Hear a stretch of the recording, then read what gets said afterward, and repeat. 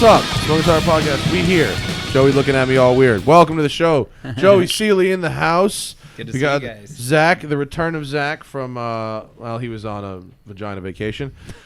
He was relieved of duty for a few days. That's my business in the street. That's my business. Sorry. Is getting ass. What do you got in that case? What in the world is in that case? A bunch of condom wrappers that are torn open.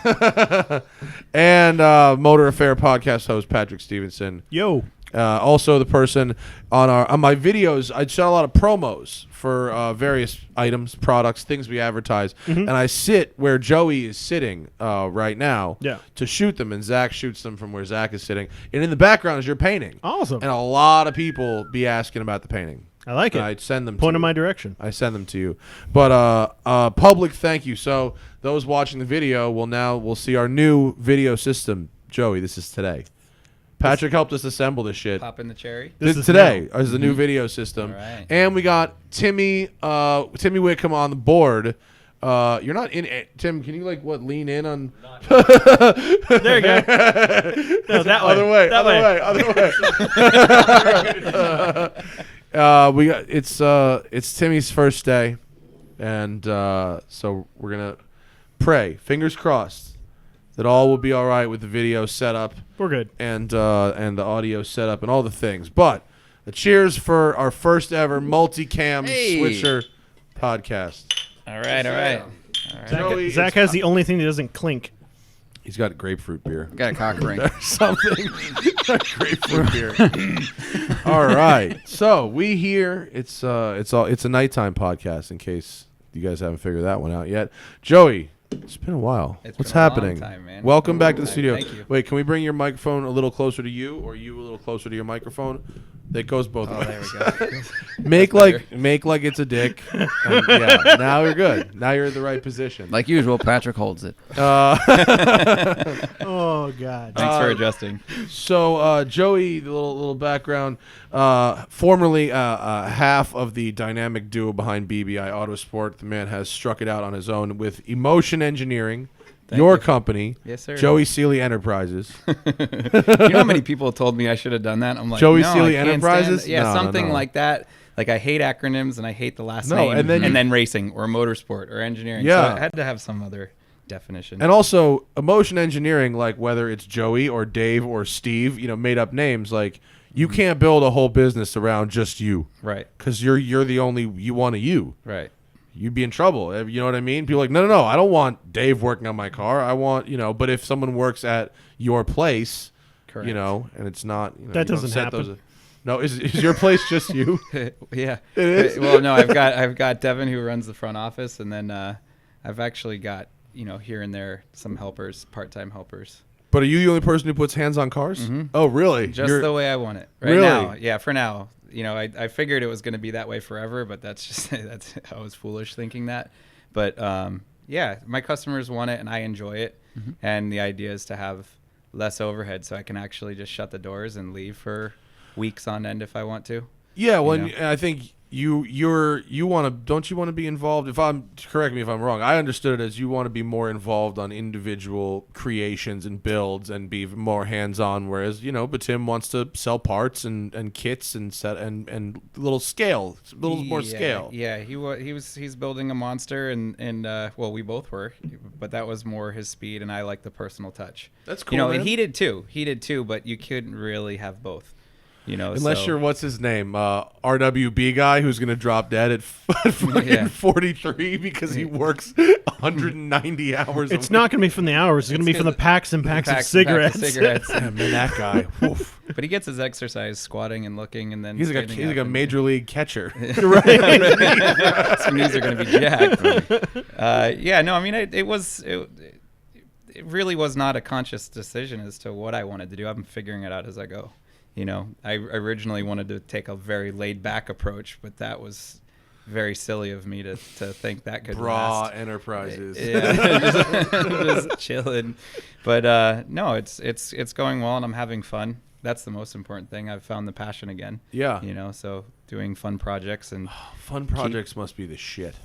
I envy you. Yeah.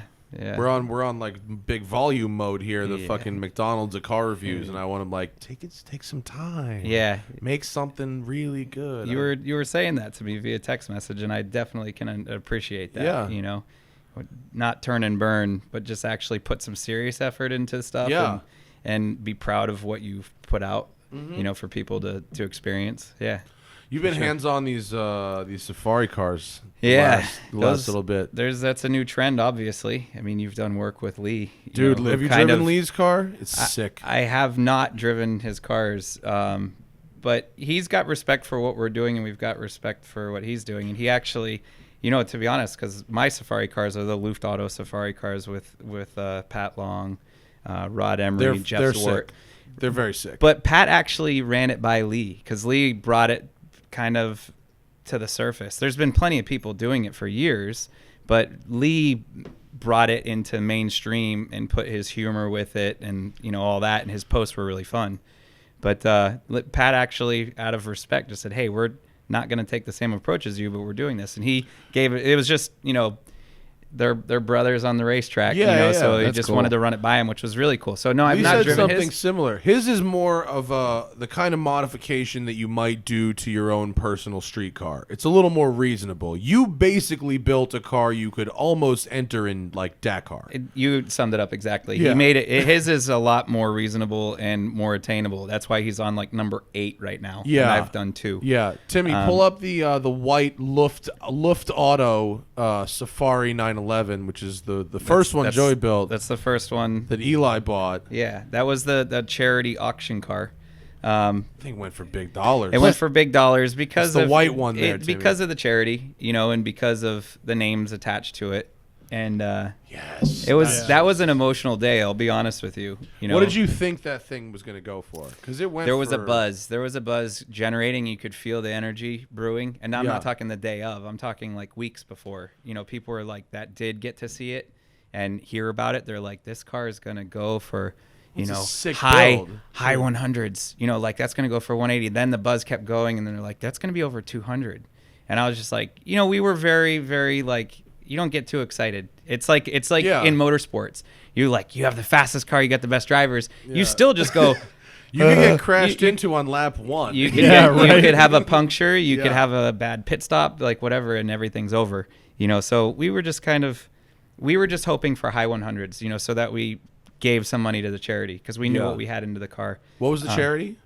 It was the Autumn Leaves Project. Is a pancreatic cancer research thing. You know, so it was a very personal one. You know, he was there.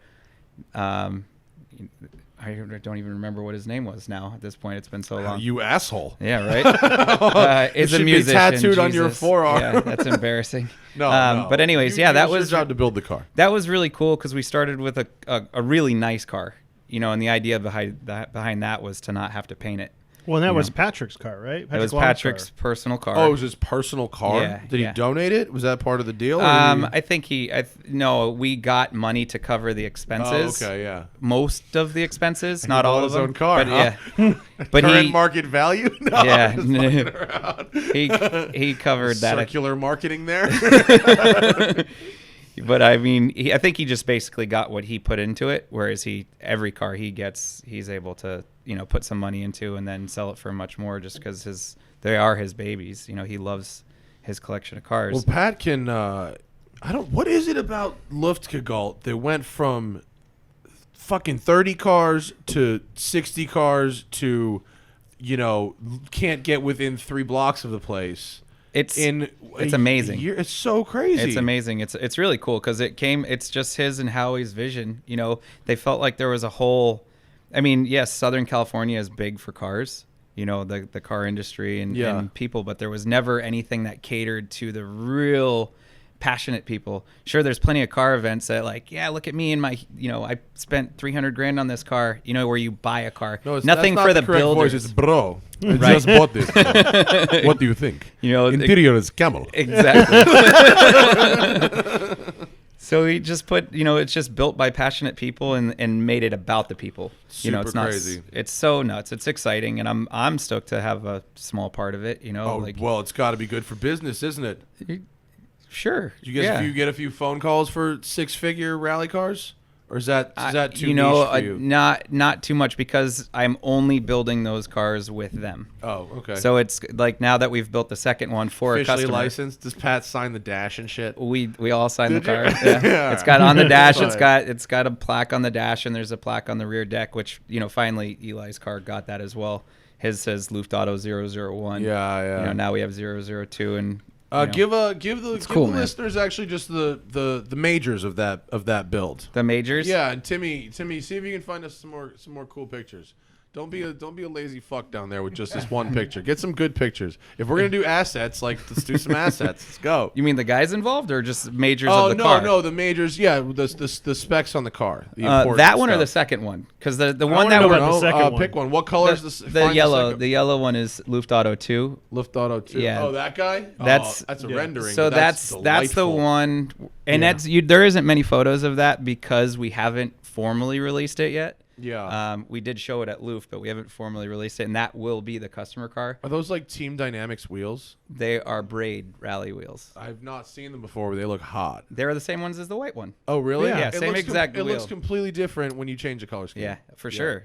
The entire car, and this one is like it's a lot more car. There was more budget. We were trying to get money for the charity, so we're not going to build a $250,000 car and then expect You're to gonna route. saturate Yeah. the six-figure rally car market. Yeah, yeah. It's like, Okay, here's so your change. So what are the majors of this car? What kind of motor we got? So Jeff Gamroth of Rothsport built the motor. It's still a 3.2, but it's a high compression Euro 3.2 with cams, individual throttles, Motec injection. It's 70 horsepower over stock. Wow. Which is that's pretty a nice. And stock lot was what, for a 225 3.2. or 220 or something? They were like that? low twos. Yeah. I think it was like 207 or Oh, like so it's realistically. probably So scoots. it's about Oh, 270. there you go. That's There you that's go. that picture, Timmy. There's Do that 1 and 2. They look great next to each other. Mm-hmm. So Yeah, the that's second one is a little bit higher. It has a much wider stance, about 2 inches wider. Whoa. Let's see. It's got Is that triple. is that just done with spacers and wheels, or is that done by Long- lengthening control arms and Yeah, stuff? Oh, longer. you're really doing it. Yeah, I went longer. So LuftAuto 1 has 1 inch longer control arms than original. This one has 2 inch longer. And are you original. doing like a coilover swap? It's for all 4 corners are coilover. Oh, okay. The second car now it's cut out the old towers and box in the rear and put an actual Wow. mount. Yeah, like yeah, a top yeah. mount, whereas you used to have rubber bellows. Yeah, So yeah, it's a boxed in rear mount with a That's 964 kick-ass. bolt in. Yeah, that's dirty. it's dirty. yeah, So that's dirty. That's Are you now using- triple adjustable dampers from KW, the competition stuff versus the other car had like Club Sports, but for rally. Are so you they- still using 915 gearboxes on those? that's a G50. That's a car. G50? So the first Yeah, one was that's- 915, second yeah. one was G50. But that's the other fun part because what we learned with the first one is the stock gears don't work in the gravel. You'd be ripping in first gear and Yeah. then grab second and Actually, bog that down. in Lee's car that actually happened a Right. lot. Yeah, but it Yeah. was really nice sliding at the top of first. It was Yeah. a great controlled slide. Though. Right. So we went short. We left first because it's still a street car. So we left first as it was to leave lights and all that stuff, and then we went short 2, 3, 4, and then left fifth stock because of freeway. highway, yeah. freeway Yeah. cruising. So it's pretty great. And what's really fun, the Porsche induction sound. Yeah. So when you have individual throttles and short gears and sliding that thing, it's hysterical. Like I can seriously hear you giggling. That Could giggle you have. in Lee's car, you could hear me laughing for Yeah. sure. Oh, it's so much fun. Just It's amazing. sliding around and blipping the throttle. The throttle response on individual throttles is just epic. And what's amazing is with 911s is you look at them and you go, well, that's not going to have any grip at the front.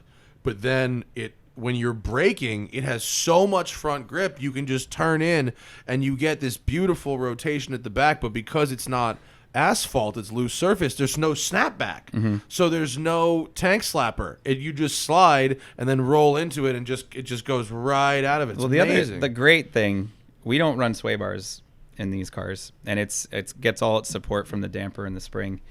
And what's really great is why they're so easy and no snapback is because they're moving so much, because they're rolling and they're pitching. It's talking to you. It gives you Yeah. plenty of warning of what it's Yeah. going to do. All of a sudden, Everything happens slowly. all of a sudden you're a stud. Yeah. Like nobody can slide a 911 very well, especially early ones. Yeah. The trailing arm cars are a little bit they're I shouldn't say they're difficult to slide. They're difficult to hold in a slide. Yeah.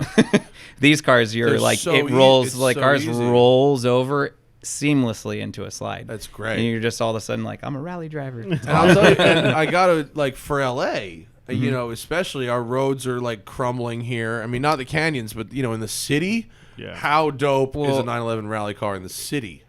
It's stupid. Like it's so It's amazing. It is, You took me for a ride in LuftAuto #1 before it went to auction, and dude, you could just drive straight through dips, straight through bumps, rip it into driveways, and you never had any concern about hitting anything because you have ground clearance, and it just absorbed it all. That's just the thing. Like you was slow down amazing. for driveways, and you 3-wheel action it, Yeah. which is kind of like that's definitely Project Nasty's thing.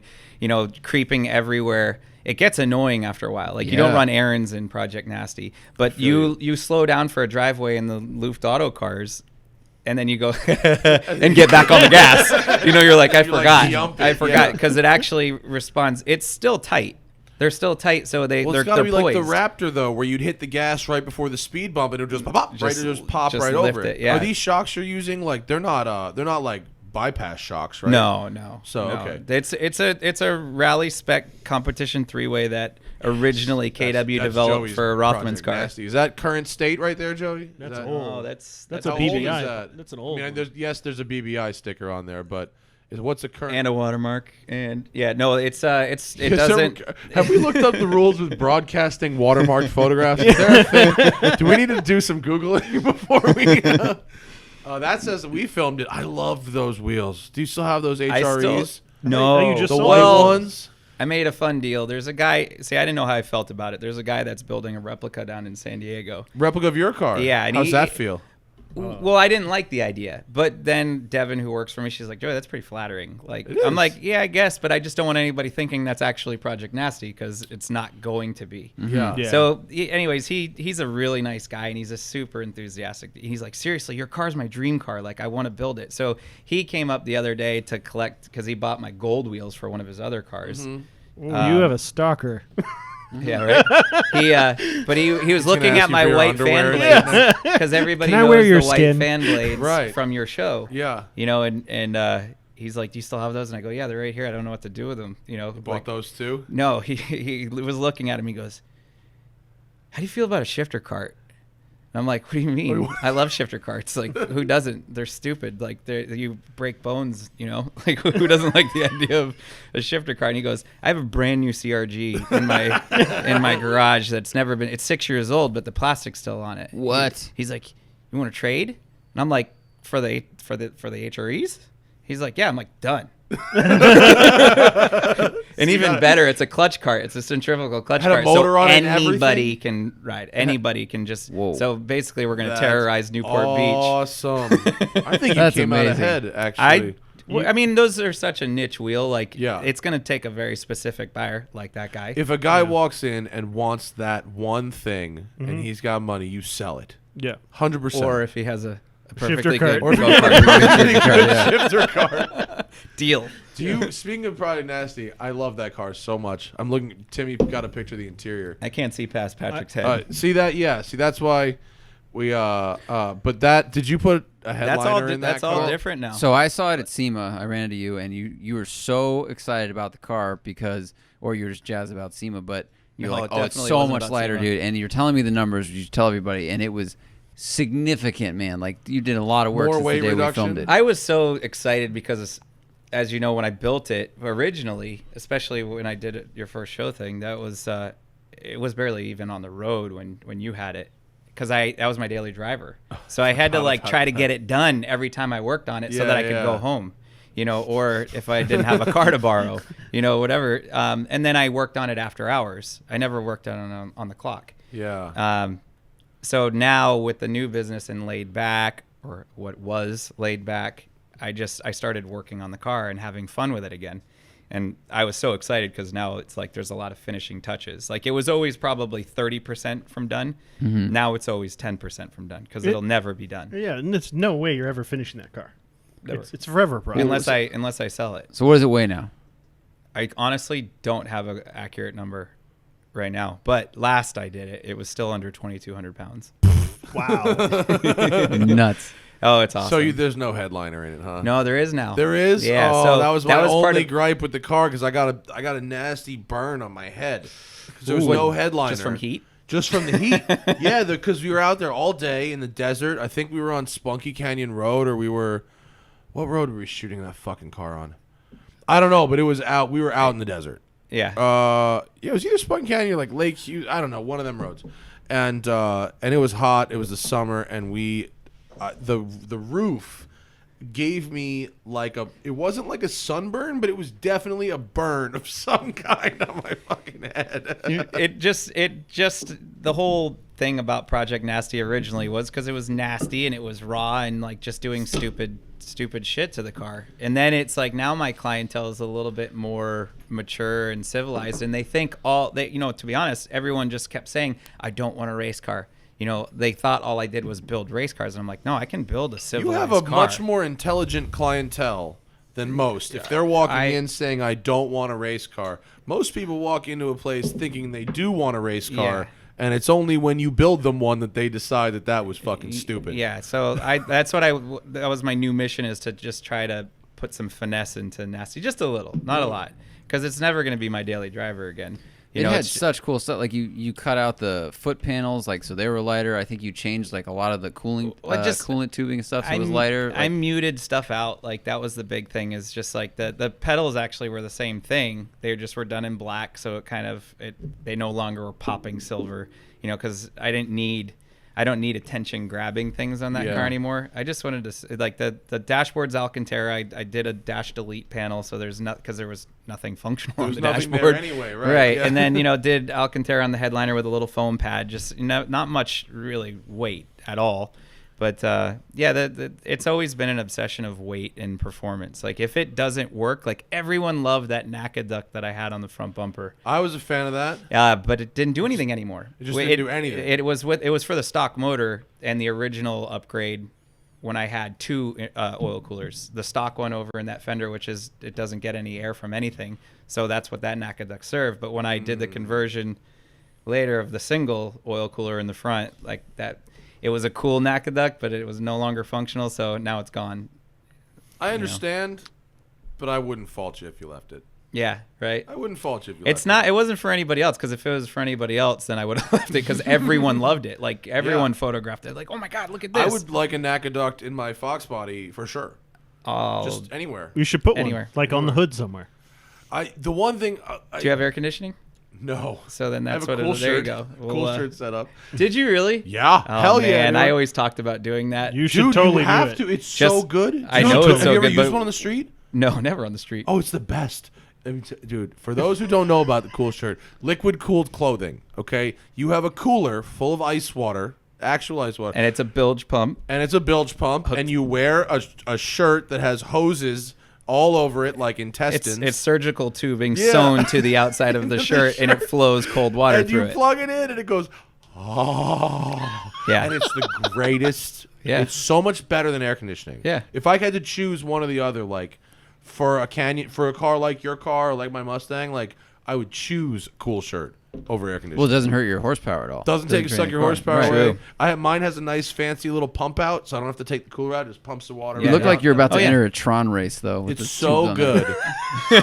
That's it. Yeah, my shirt is black, so you doesn't look that stupid. I don't think there's a single professional motorsport team that doesn't have those. Well, they have the dope ones now that you don't have to put the water in anymore. What? If you want to See, spend, I've been out, so that's yeah, new right. to me. No, get this. They have ones that are literally completely self-contained, where you don't have to put in like a fresh fanny ice pack, water. right? Oh my god! It's like it has like a condenser and Oh, like okay. its own water supply. I was gonna say, how does we that used to work? come up like we had it down. Like it took a long time to figure out how to make the ice last as long, and like literally, our hospitality tent used to freeze brownie trays of ice for us, so that it wasn't small ice. Yeah, It was big literally ice, like big blocks of just ice. blocks. So after they were typically like they were 2.5 hour races or something like Yeah. that. Was this sprint endurance races? we'd get them to last that long, with two guys sweating their balls That's off. pretty good for a race car. We could make them last 3 to 4 hours on the street of constant use on the street. Yeah. But you should absolutely. I completely endorse. Now they do them with a soft cooler, not just a hard one. Oh, really? Oh, Like yeah. one of those dope Yeti soft side cooler. You want to get bougie? Have a Yeti cool suit. Dude, I'd be lying if I said I didn't. The cool shirt cooler didn't double as an actual cooler from time to time. Oh, of course. It has been. I have kept of beers course. cold in my cool shirt just to have them when I got them. That only makes sense. I really strongly endorse that product. Yes. You should get down on it. Yeah. But they have one now that is you don't have to do anything. I with talked about it so long. I'm surprised I didn't do it. Yeah, it's only like $300. Yeah, right. Seriously, with the amount of money in that fucking car, you dump it in and these every cars. single time I drive it, I sweat my balls off. The days when it's 100 degrees, the enjoyment you will get out of a cool shirt in your car. 100 degrees in my car, I'll never drive it in 100 degrees. Are you kidding? I complain when it's 85. I got it every time I take my Mustang out. I go up to the canyons in the Angeles Forest. It's a zillion fucking degrees. It's just so hot. That and your up there. front engine, so all the heat. Would your car run in the heat? Oh, It'd it be fine, runs you so just- you hard. just don't want it. All right. I have an oil cooler that actually, when I had it built, they were like, "What is this?" Like I went through Bell Intercoolers. Yeah. They built the cores, and they're like, they kept scratching their head on the phone. They're like, "Are you what? Wait, what? What are you doing with a oil cooler this big?" Because the original one we built, there was some miscommunication as to what it was for, and they used the cores for a radiator, which won't hold up. Yeah. And it kept leaking. So the bottom Because side the of my temperature car, difference between oil and pressure, coolant. all that stuff. So anyways, it failed. But they were like, what are you doing? This is an oil cooler for what? For a car? Like a diesel truck? Yeah. I mean, I told them the horsepower and I told them this, and they're like, well, I guess that's right. Here's your I'm cooler like, I know, for I your did the math. submarine. I actually have a quick question for you about, because someone brought up overheat, driving in the heat. Obviously an air-cooled engine, you're not going to blow the radiator cap off because that's not how they work. You know what I mean? When a normal car overheats, it's like typical steam, blah, blah, blah. And it just never occurred to me to think about it before. Like, can you overheat an air-cooled Porsche? And if so, what happens? Does the motor just blow? Yeah, especially the early turbo cars, the oil temp would rise. It'd start to detonate, because the head temps would rise so much. Okay. They'd have that issue. But also, once you get to a certain oil temp, you start losing a bunch of horsepower and the oil breaks down. And then, yes, you lose the motor again. Lose viscosity, you have more friction, all that kind of stuff, right? I mean, the oil technology now has gotten pretty bananas, so that they can handle, a lot more. So you're not going to get that down. pop of steam, but you're actually going to do more damage to the engine because Correct. you can Yeah. keep. Okay. Yeah. Because you'll keep driving it probably before you really know. Yeah. Oh, is am I down on power? I'm sure it'll start to detonate and all that Act all beforehand, and then you should stop. I hope somewhere there's a guy in his garage with a bad running Porsche that he's been staring at, and the show comes on, and he just went, shit. Yeah, I have run my car at the track in over 100 degrees, and I can run it flat out for, a 30-minute full session, sessions, and you're like good. where everybody's starting to pull off the track. I'm still just going, and I'm laughing because I'm wiping sweat out of my eyes, and just keep going. I look down, and it's still in the happy spot. Definitely need a cool shirt, is what it sounds Yeah, like to right. me. I know. I absolutely do. I'm just kind of. You know, I'm mad at myself for have not done it yet. Considering the lengths you went through, I remember when Joey was building this, and I remember going to the body shop when they were working on the car because he got it repainted, and he had the fenders massaged, and I was like, "Oh, so you're gonna do that for more tire clearance?" You're like, "No, I want more suspension travel." Yeah, that's like my car. My wide body, Yeah. my was to get more tire and get more travel. That's what you travel is good. Yeah. Oh yeah. Travel's nice. I've But learned a it's lot not the about typical suspension thing. travel. So does your car ride nice and soft now? Like rides like a Cadillac, right? Softer. Softer. Yeah. I mean, you Yeah. know. No, it's definitely not soft. It's still 100% a track car. Let's be honest. Oh, It just yeah? has plates on it. But there's a few things that are more civilized and more comfortable about it. But it really shines when you're hauling ass. Like I just took it up Ortega Highway this weekend, and actually the weekend before that, and had so much fun. When you're smashing like at full speed on the freeway, or whatever. When I say full speed, within the legal limits. Yeah. That's when it gets Allegedly- happy. Like it allegedly really is full like a speed. Cadillac. You can hit those bridge, joints Yeah. that launch you, and it does launch me, but it just kind of launches lightly and lands lightly. It settles. That's what the Mustang does. It's so, beautiful. Travel's a lovely it's thing. so wonderful. Yeah. For you sure. hit a curb and it doesn't upset the back end or anything. It's the best. Oh, I love FIA Do you think there's curbs. too much focus right now on wider stance, more tire, all this stuff, and then people, if you go too big, then you reduce how much you can, how much compression you get, right? It's an old school of thought, with the wider, because they were, they didn't have the tire technology that we do now, or the suspension technology. So they just went as much contact patch as possible. And now people are going wide. You're talking about when they did that in race cars in the 70s, right? Porsche 935 era stuff. Yeah, exactly. By the way, Lee Keen talks about those cars being fucking terrifying. No, he doesn't talk about them fondly. He's like, those things are fucking stupid. No, they all do. Ask Pat Long the same thing. They all they talk about those cars like it's their worst nightmare. So yes, those guys back in the 70s had gigantic balls. Yeah. And they had to, with the spool, because the turbo technology back then, that's why all the pictures of 935s back in the day were sideways. Because they were driving them that way. Because they had to stay in boost, they had to stay in throttle and just wood it. Yeah, you don't really need to do that now. You can actually, like you're doing even with the rally cars, like you can apply that same theory to like an RWB car and make it drive pretty good. Oh, absolutely. Absolutely. I mean, I didn't go wide RWB on purpose. I wanted to stay narrow and slippery like the Cup cars. I remember when the 996 Cup car was actually quicker on the bank, at Daytona than the RSR was. Oh, because it was narrower? It was slippery. Oh, yeah, that makes sense. And they were fast little cars, Yeah. So that was kind of my theory. And also, because I'm a chassis engineer, like that's what I love. I didn't want to go with tire. I wanted to do it all with suspension, and I can hang with some really fast cars at the track. So you can go with compliance and travel, and because you have such, I guess, is it more lean before you start to slip and all the pressure goes onto the tire that you can keep up with someone who goes wide but super sticky? Yeah. To put it in stupid person terms? Stupid person terms, yes. Yeah, basically. People like to go stiffer, and they think that's racing. Right. When in actuality, like it's not about that. It's about making the car work for what it's being used for. Race cars are stiff because they're on slicks, and they're making tons of grip. So then they're forcing the car to work harder. So it has to be stiff. For guys on DOT R compound tires, they don't want that stiff. Mm-hmm. You want want make the car skip. It makes the whole car skip. Yes. So you don't think of just what's happening at the wheel. You have to think about what the chassis is doing. And honestly, it's not easy to drive a car that's on a razor's edge. It's easy to have the car talk back. Like my car was too stiff, and I've made it talk back to me more and more and more. And even the pictures at the KW shakedowns, there's a wheel up in the air, and people are like, "You need more rear roll bar," and I'm like, "No, I don't. Thank you. Trust me." And there's a bump there, right, for that picture, But I've made it softer. I've made it more compliant because trailing arm cars don't have toe change under compression.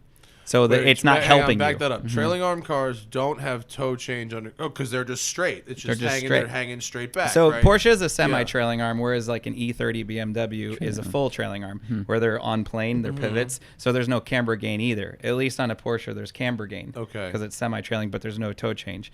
So it's not towing in under compression, and that's why they're so tail happy. Oh. And they figured it out, and they tried with the 964 with a dual durometer like bushing on the inner trailing arm that they were hoping would make toe change just because of the different hardnesses of material. Apparently it did, but now 25 years later, it's not working very good. Is that people like they like E30s for rally or drifting because there's no toe change on compression, Probably. So it's like real stable and consistent the whole time? Probably for the guys who aren't making the huge power, because now what I've learned about drifting is that they want as much grip as possible, and they go for as much drifting power. is nuts. It I is got nuts. Schooled by Vaughn Gittin Jr. at Grid Life. Yeah. It was so embarrassing. I got schooled by JR by saying that drift cars weren't hard to drive, which and I meant it compared to like a street car. You go drift a street car, a Corvette, compared to a pro drift car, and it's easier to do the drift car. But yeah, when you're trying to one leg a 250 horsepower car, it's going to be a little bit hard to maintain control. No, the drift car setup is crazy, isn't it? It is. I had no idea that they wanted that much grip. I was like, oh, well, yeah, I guess that makes sense. You want as much control. They were telling us they run like 6 psi. They run the stickiest street DOT tire they can get. I mean, they're sponsored usually by a tire company, but their tire, stickiest one, and then they run like 6 PSI. They and they run say they 1,000 double the horsepower. contact patch when they drop that low. You know, from like 15 to single digits if they can. And that's why B-locks are illegal and adhesives are illegal, because those guys would go down to like, I don't know, 3. They just That keep makes sense. like the Arctic stretching trucks out. guys. Right, 1.5, you know, and they're like, oh, it stays on. That's crazy. Yeah, I mean, everyone thinks of contact patch as the inside to the outside, but there's also fore and aft. And that's why there's like, you see endurance racers, they got those giant 710s, you know. It's hard to say what that is in you know, our 35 series rubber kind of. They just want as much rolling diameter as possible because it puts down an even bigger contact patch and is better for heat. Oh, so like that's why like the 911 race cars, they run those like giant, they're even almost balloony looking. And that's why I don't know this officially, but that's why the GT3 RS has a big ass 21-inch wheel on the back, because they're making as much grip as possible in the other direction. You don't think as well. it's because that's the biggest size wheel that they could fit, and that's what their customers fucking want?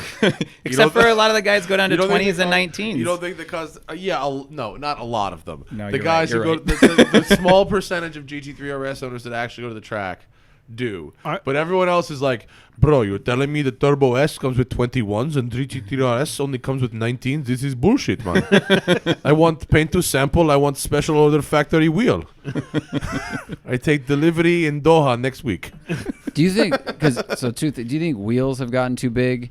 And also, it seems like OEM cars for that sporty feel are too stiff. I just rode for the second time in the Dynan M4, the orange one they've got. And I rode with Steve Dynan like 3 years ago when they were working on it. And he's like, yeah, the first thing we did was soften the car up. Because the M4 we had as a pressure, it was way too stiff. It skipped around. It did burnouts. Soft. So and now it's it's Dynan soft. M2. It rode good. He knows what he's talking about. I mean, I think so. I mean, like I said, people want to be fed this. I've got the M4, I've got whatever car, and it's closest to the race car, you know, and they want it stiff because that's what they think they need.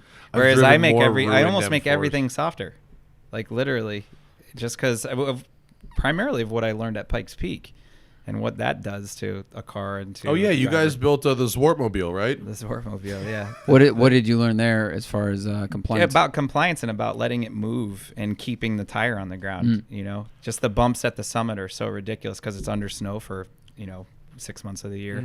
It heaves like crazy, and you have to figure out how to get around. You can't drive a straight line at the top.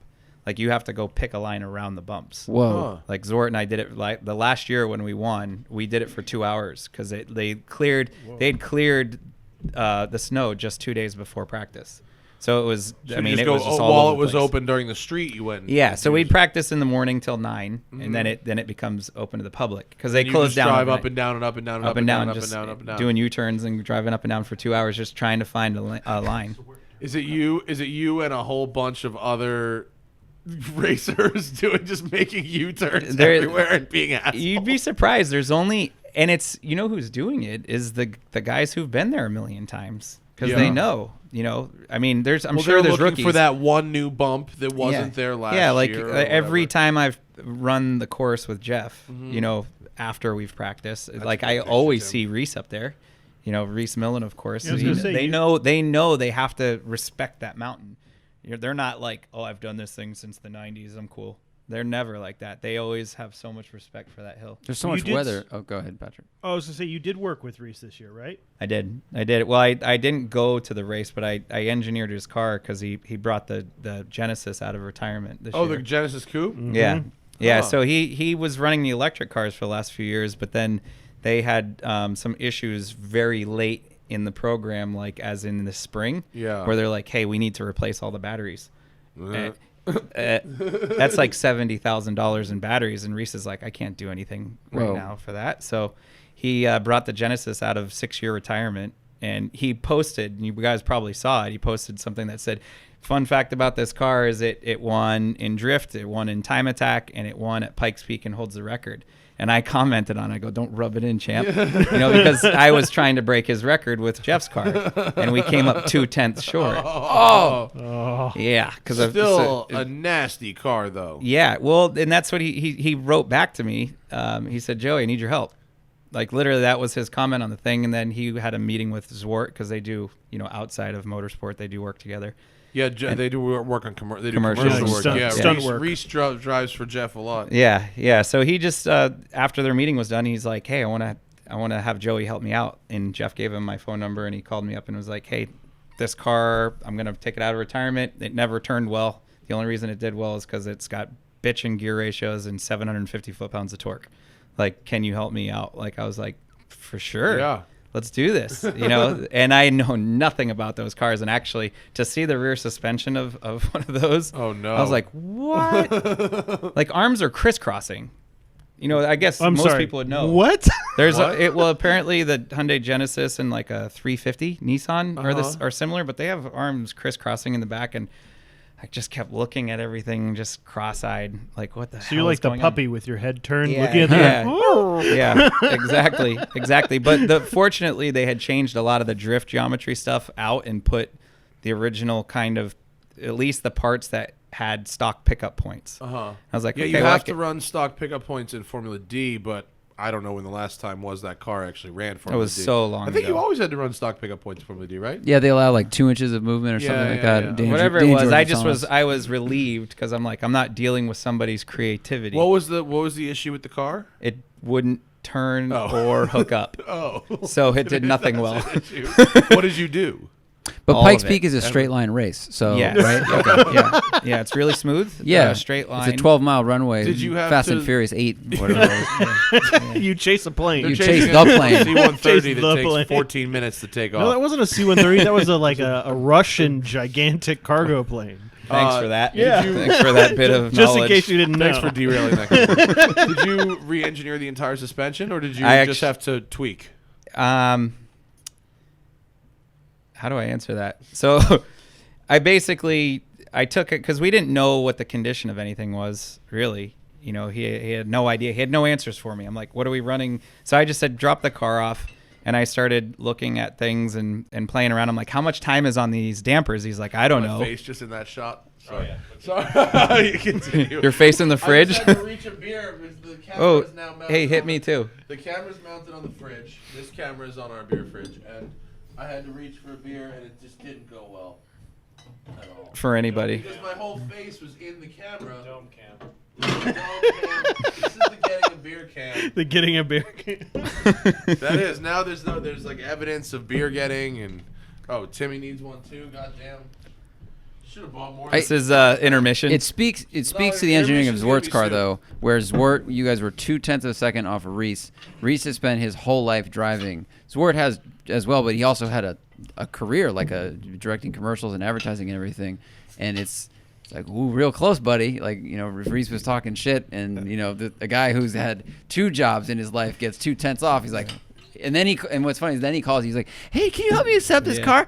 Well, because everybody knew what that car was capable of. We never achieved what it was capable of, but the people that were there and the people that saw it were just like, oh my God. Because the first unofficial practice, the first year with that car, they got to run on a private test. They got to run the whole course on the first day, and it broke the record unofficially.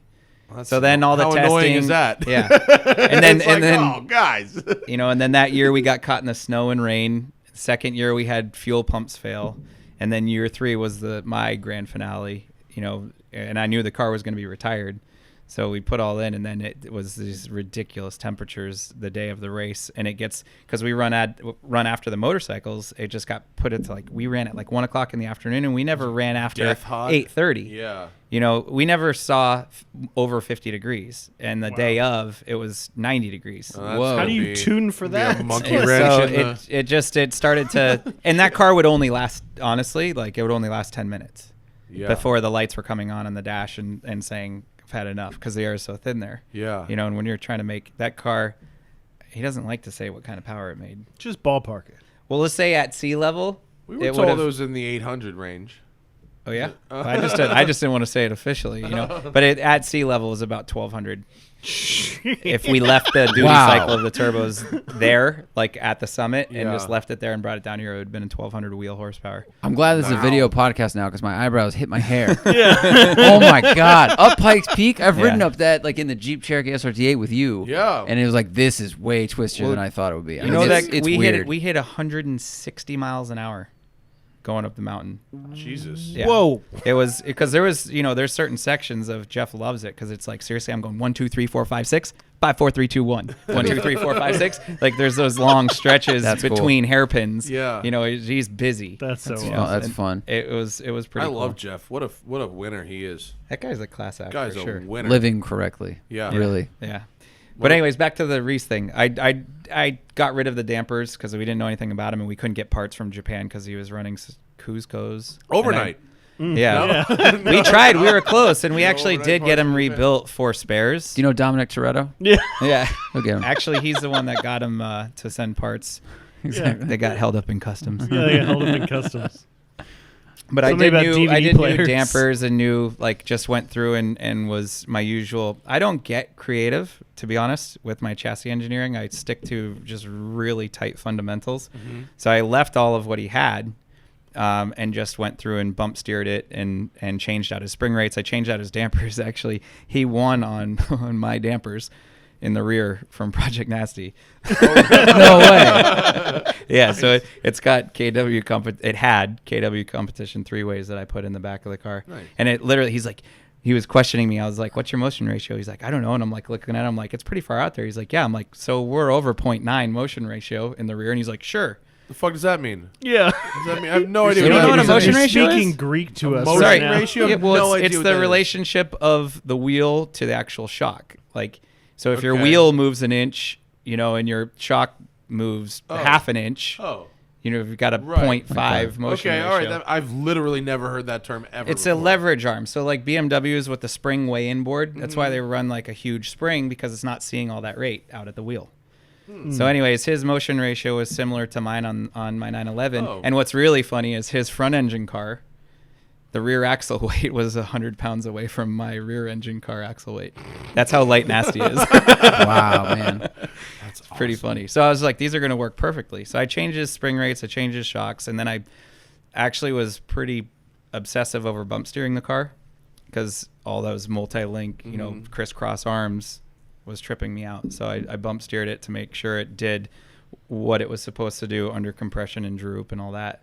And then It's like a Rube Goldberg experience. Like feed the parakeet, and then the suspension arm moves up, and then it goes down, and then like a crisscross, you got a lever over there, and then like the mail comes. I mean, it's got to be so busy compared to Wait, like when does the mail come? I don't know. You get these race cars that are like cantilever suspension. It's like that pushes that, which pushes that, which pushes that, pushes that, and then It's after the candle the cuts the windshield rope. wiper moves. Oh, that's the spring. Okay, it's crazy. and then I see the matrix. Like I believe seriously you. just stare Yeah. at. Everyone laughs at me like I stare at a car, and I really like. I'm drawing imaginary lines that go into the horizon and like all over the place and seeing I can see it moving, and then of course when we went testing, I can watch a car too. Just watch it go over the bumps and watch it, go around a corner and see when they can put power down and when they're getting back to throttle and all that stuff, and just watch it pitching and rolling. And it tells me the story, and then the driver tells me what's up, and then the tires take them off and they tell their story. And that's how I engineer a car. And where did you learn this mystical, magical feat? I could tell Where- you, but then I'd have to kill you. Frodo. I just from doing it, to be completely honest. I had a great mentor once upon a time, back in my early 20s, and learned a lot from him and took it. It just makes sense to me. It's some people are naturally good at sports, and some people are natural musicians or whatever. I just understand. Well, but this is not something like to like, oh yeah, I went to school for chassis engineering. Like, no, Well, people do, That's- sure. no, I'm saying, But I didn't. in the normal world, that's not like chassis dynamics for OEMs is one thing, but chassis dynamics for race cars, completely different type of thing to learn. Yeah. So Well, it speaks to you. I mean, if you're just mechanically gifted, it just kind of makes sense. Well, Plus, you study it. But you were saying that you were like, somebody asked you about being a mechanic. Like, oh, can you fix this thing on my car? And you're like, I'm a terrible mechanic. Oh, Yeah. I'm the worst friend to Oh, have. you're just good at the math? No, like honestly, it's been the most depressing thing because you want to help people out, and they're like, "Hey, my car is having this problem." I'm like, "Ooh, yeah, No I'm not idea. that kind of It's mechanic. making a funny I can make it noise." go really Dude, fast." people ask me to help them buy cars and shit, and I have the things I want. I wouldn't even go on any test drives with my girlfriend. She wanted to buy a car, and I was like, I'll go with you, to make sure the dealers don't like use slick talk or whatever. But like, I ain't going on the test drives. You drive that car. I was like, because I don't want to be there talking about like, oh, this steering feel isn't any good. Like, because she don't give a fuck. Yeah. You're gonna fill her full of a whole bunch of useless Yeah, information. she was on the podcast being like, she's a pretty sweet car, like Volvo V60 Polestar. It's like a pretty cool car for a professional woman, right? Yeah. And like her biggest gripe with the car is that the volume control for the radio is on the left side of the steering wheel, or I was on the right side of the steering wheel, not the left. And like, Because she's shifting. No, because she her holds the argument- steering wheel with Her that argument hand. is that if you're going to use your right hand to do the volume, you might as well go to the knob, which is your right hand. It's a left. It's logical. It's actually not a bad point. True. But you're still taking your Clearly, hand it's off like the wheel. 3 more inches. It's quite the valid argument for actually that. We got to take a break. I got to sell a bit of real estate real quick. Cool, go for it. And then we're going to be back, and we got some Facebook questions for Joey. And actually, I think we have quite a few. Yeah? Few. Only a few. Only a few? To be honest, only a few, but you got a lot of That's stories. okay. We got thanks. We'll be back soon. The Smoking Tire Podcast is, of course, brought to you by Harry's Razors. I love my Harry's Razors. I used it this morning in the shower with my Mylar mirror. I learned about Mylar mirrors. I have a shower mirror, and it never fogs. And that's because it's made of Mylar, and not because it's glass. That's like the secret to shaving your whole head and face with Harry's Razors. Doing it in the shower. Harry's is the jam. It's my jam. These guys were so sick of the ridiculous highway robbery happening at the drugstore when you go to buy your razors. It's just ridiculous. You could spend like a car payment on razors every couple months if you really wanted to. So what these guys did, they bought a factory in Germany. They started making their own razors. They started sending them directly to you. Directly to you. No middleman. That's how it goes, right? Here's how this is going to go. They got 5-blade cartridges. They got a weighted ergonomic razor handle. They got rich lathering shave gel. And we're going to send you those things for free, right? For free. FREE 99. It's the Harry's Razors trial set. Try it for yourself for free. You don't have to listen to me. They're going to give you one for free to try. Just cover shipping. Right? Here's how it goes. Your free trial set includes a weighted ergonomic razor handle, 5 precision engineered blades with a lubricating strip and trimmer blade, rich lathering shave gel, and a travel blade cover for free $99. Just pay shipping and handling. That's a $13 value for free. Go to harrys.com/tire. harrys.com/tire. Get that offer because it is a good one. How about Garage Boss oil drain pans? We got an office full of oil drain pans right now from Garage Boss. These things are really, really nice looking. Garage Boss, makers of innovative oil change accessories, is including the new Reacher Height adjustable drain pan. This adjustable catch funnel gets you right under the drain plug to prevent misses or splashes. It works with low-profile cars, high-profile cars, trucks, or cars and trucks on ramps or jacks. It drains into a sealed container. All you clean up is the catch funnel, and you're done. All the pieces snap back into the drain container when you're done. And then Garage Boss is using now crystal clear funnels, so you can see your funnels clean when you store it, and so you know how much you're pouring into your car. The Reacher oil drain pan is sold exclusively at AutoZone and AutoZone.com. Check out the video at AutoZone.com, and you can go to GoGarageBoss.com to see everything they do, or search Garage Boss on Amazon.com. How about Pro Flowers back in the game? When was the last time you spontaneously surprised someone with something? It feels unexpected and joyous, unless you're telling them you're pregnant, in which case it could feel exactly the opposite. But if it's not that, you should bring flowers. Pro Flowers just sent me a lovely little rose bouquet. It showed up on time, ready to put in the vase, which it came with. It had plant food. The flowers looked great. They smell lovely in my kitchen. And my girlfriend, Hannah, thought I brought her a present. She was like, "Oh, Matt, did you get these flowers for me?" And I was like, "Yes, absolutely I did, honey." I lied. The truth is, Pro Flowers sent them to me because they want me to talk about what it's like to get Pro Flowers. It feels good. And here's how I'm going to make this work. 20% off, special deal for my listeners. 20% off any of their unique summer rose bouquets or any other bouquet of $29 or more. The colorful rainbow roses are always a hit if you aren't sure what to send someone. ProFlowers bouquets are guaranteed to stay fresh for at least 7 days or your money back. You control the delivery date. You don't just control when you order, you control when it arrives. ProFlowers gives you more bloom for your buck. Big, beautiful flowers with more stems for your money. 20% off summer roses or any other bouquet of $29 or more. Go to proflowers.com. Use code SMOKING at checkout. Proflowers.com, code SMOKING. 20% off for you, buddy. 20% off. Lastly, it's Forza Motorsport. Motorsport 7 is coming out. I am so excited to get this game. They've released the lists of some of the cars, some of the blogs. You can all check those out, but there are 700 cars. There are 30 racetracks. Some aren't even tracks. Some are like street circuits. There is a couple fictional ones as well as some proper all-stars that you really want to take some of your dream cars on with. I am addicted to Forza Motorsport 6 and to Forza Horizon 3, their open world game, and I cannot wait for 7. Learn more at forzamotorsport.net or xbox.com/Forza, and of course, check us out on Xbox Live at TST Racing. Forza Motorsport 7 and Forza Horizon 3 are the official racing simulators of the Smoking Tire Podcast. We'll be back. Man, that was an exhausting ad read. I'm just kidding. I don't even do it yet. Doing it later. As you thumb through the pages. These aren't ad read. These were. I wrote notes. Look, I've been trying to do homework, so I wrote notes in my little blue notebook about things that maybe to talk about if there was a lull in conversation. You don't know enough about me and what I've done. They weren't actually about you. They were trying It's not all about you, Joe. I do know enough about you. God These were things that I needed to remember that I did in the last week. In case those are personal notes. Personal notes. Got it. I know.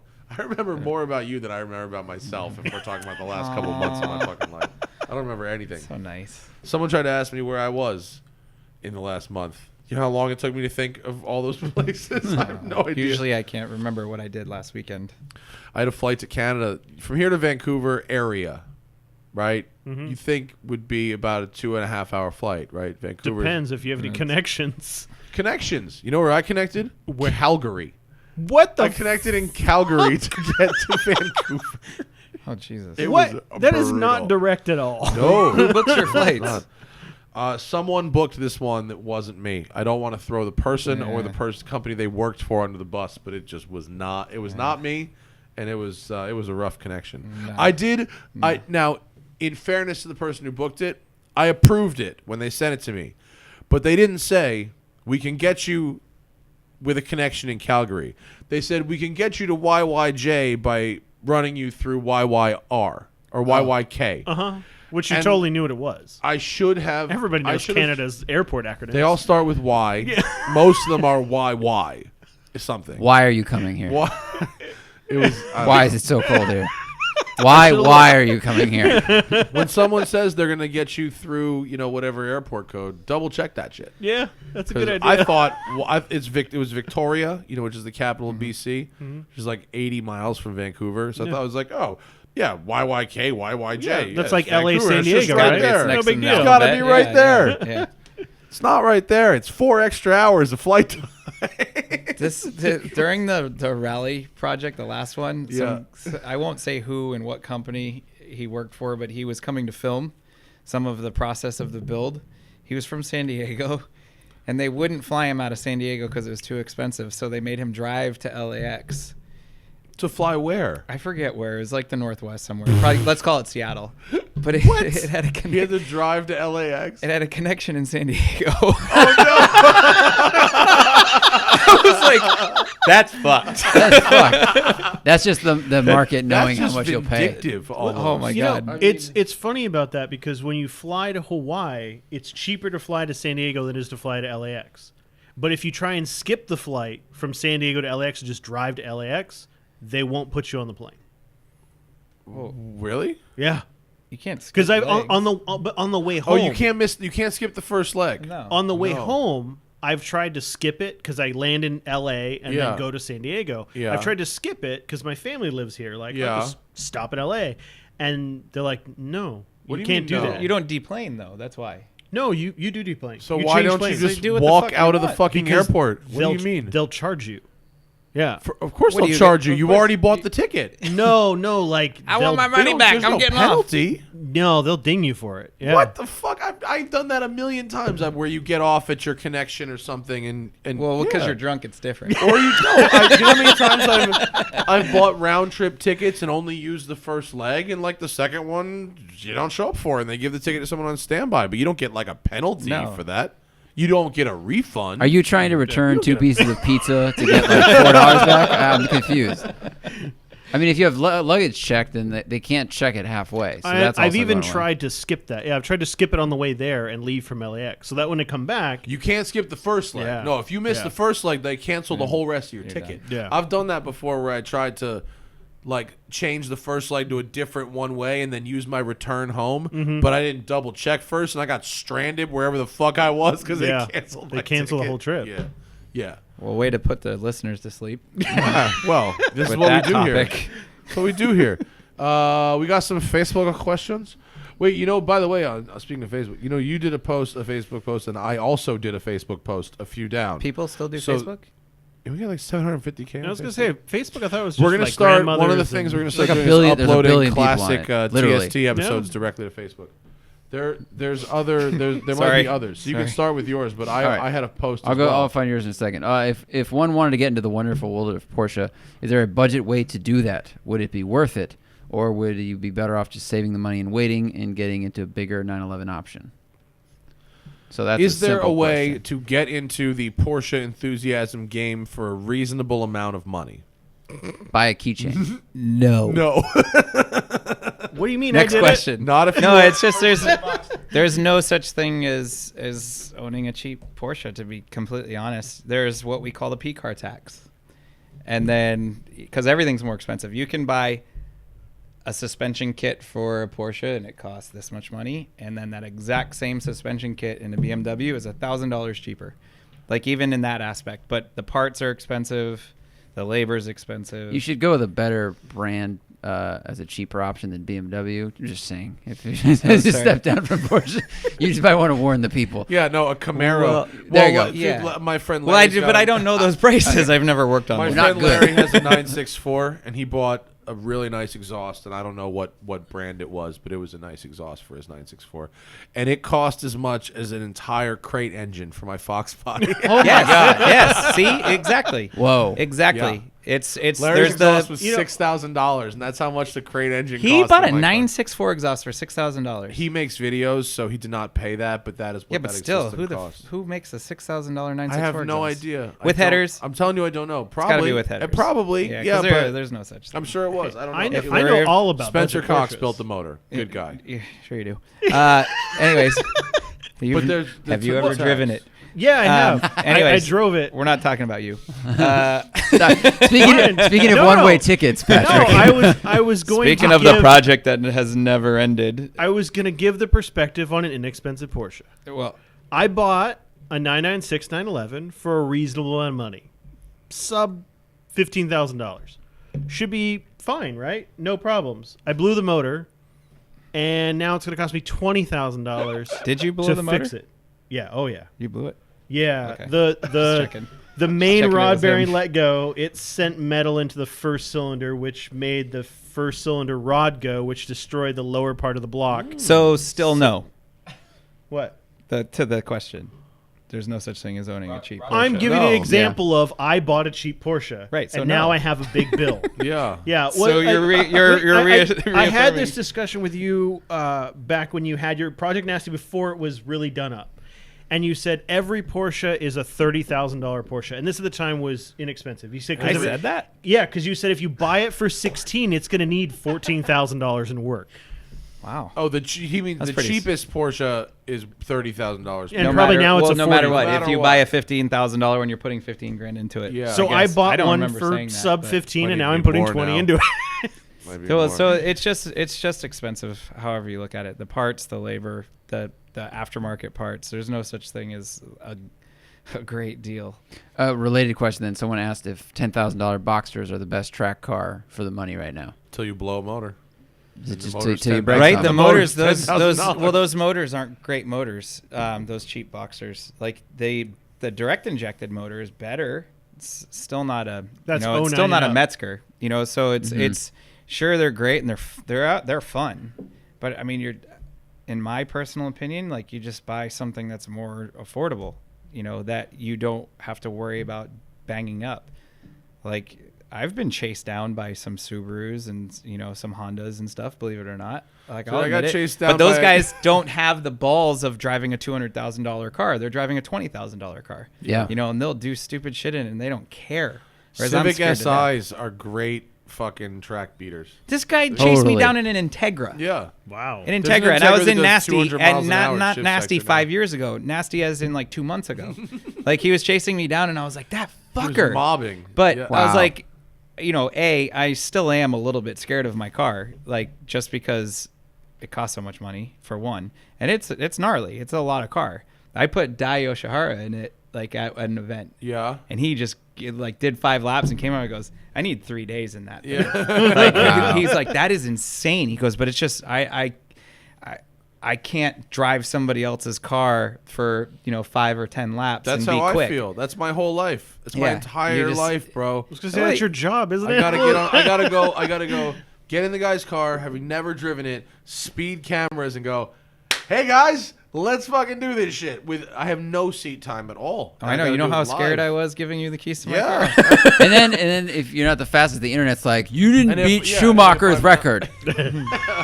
You know. If I drove the lot of F body, pressure. blah blah blah blah. Well, that's why I pressure. get bummed out every time I go to the track because I don't do nasty justice because everyone knows the car and expects these incredible times, and I do okay. But A, I need to drive more than every 6 months, and B, like it's just a lot to get used to and have the balls to push it. It's getting easier now or you're because just bad. You Or could be you're bad. just suck at driving. to be honest, It's possible, everyone, too. I don't want to say that everyone thinks I'm so great. Actually, everyone thinks I actually drove an American Le Mans Series, not as a mechanic. They just thought I drove. If, I'm like, if oh, yeah. everyone includes women, you did. Yes. No answer. I talked to a girl once, nothing went anywhere, but I remember she was just so hammered, and I told her what my job was, and she went, "So you're a race car driver?" And I was like, "Sure." Yeah. And then we left the bar like with separate parties. But I'm like, that. You heard car and your brain's like, I know what I want. You just deleted all the, I have a Miata, I live with 5 people, I'm slow, race car driver. All right, That's sure. all anybody wants to hear. I Yeah. mean, when I was racing, I was up in Seattle, and when I started racing, I was living with my sister and her 3 kids, and they used to tell their friends, "This is my Uncle Joey. He's a professional race car driver." I'm like, "I'm not a professional race car." and they would go, "Shh, we don't want to explain it." My family. They're like definitely- 8 years old. We don't Lost. want to explain it. My family definitely used to tell me that my Uncle Bruce was a professional race car driver, and he was definitely not a professional race car driver. As I learned as an adult, he basically had like 3 test and tune 3rd place trophies. That's pretty much what he had for, drag racing his GTO. Oh my Not God. what I would call, but I'll be damned if I didn't have them trophies he left me on my fucking wall for, my entire childhood. Of course. Because he was a professional race car. Yeah, give you a little inspiration. That's cool. Oh, that's cool. All right. Is there a quality to the Panamera that sets it apart from other high-performance sedans that you could feel while driving it? Because I That's drove the for you. Panamera. That's why. Can you tell the difference between that and M5 and E63? Yeah, well, we had a Panamera's discussion about bigger. this. I just went to the Panamera launch, the new one in Canada. That's where I was going for Canada. Sorry. I don't have an answer for that because I have not done much with Panameras in a long time. But is there a difference? I don't know. But really, honestly, here's a Porsche guy talking. But Porsche just does everything really well. If they're going to put out an SUV, you remember when the Cayenne came out? That thing was amazing right out of the gate. You could take it on the track. I remember doing it at Pacific Raceways You still up in can. Seattle. You can- And it was like we were giggling, like just smoking people. Dude, I took know, the Panamera Turbo Panamera Turbo SE Hybrid on Vancouver Island Motorsport Circuit, which is 2.3 kilometers and 19 corners for Whoa. a 5,100-pound car. That's an autocross. Dude, and it mobbed. Oh, yeah. Mobbed. They put rear steer in it now. It has 10 piston front brakes.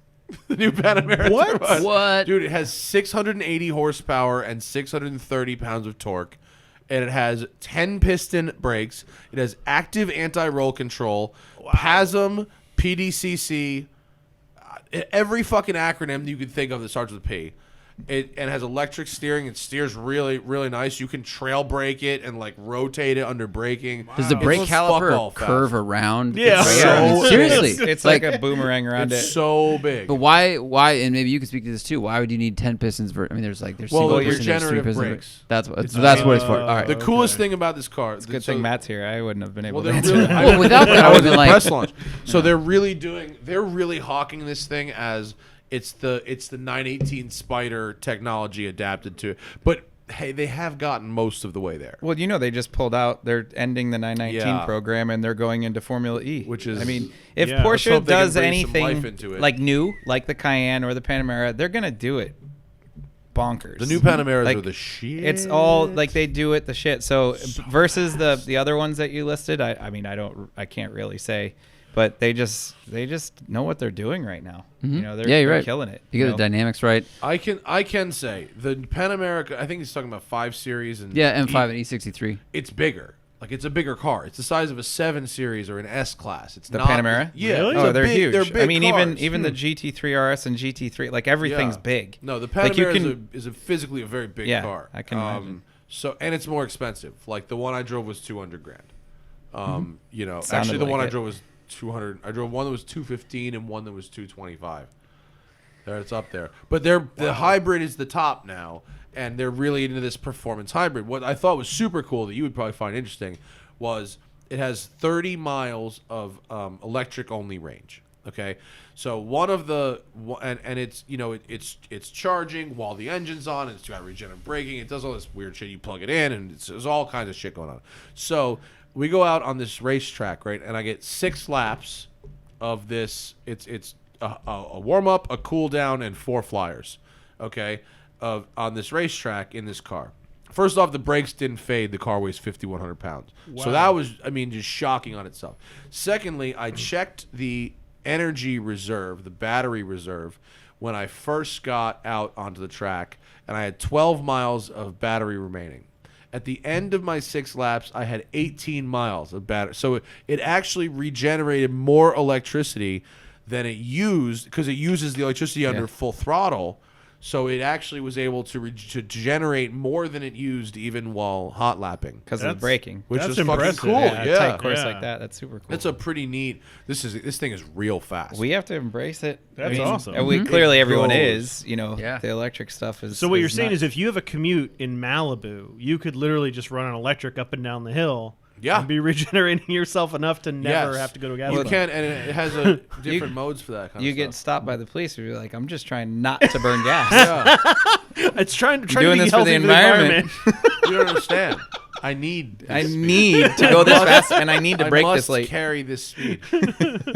Have you seen an inconvenient truth, officer? Let me tell you something.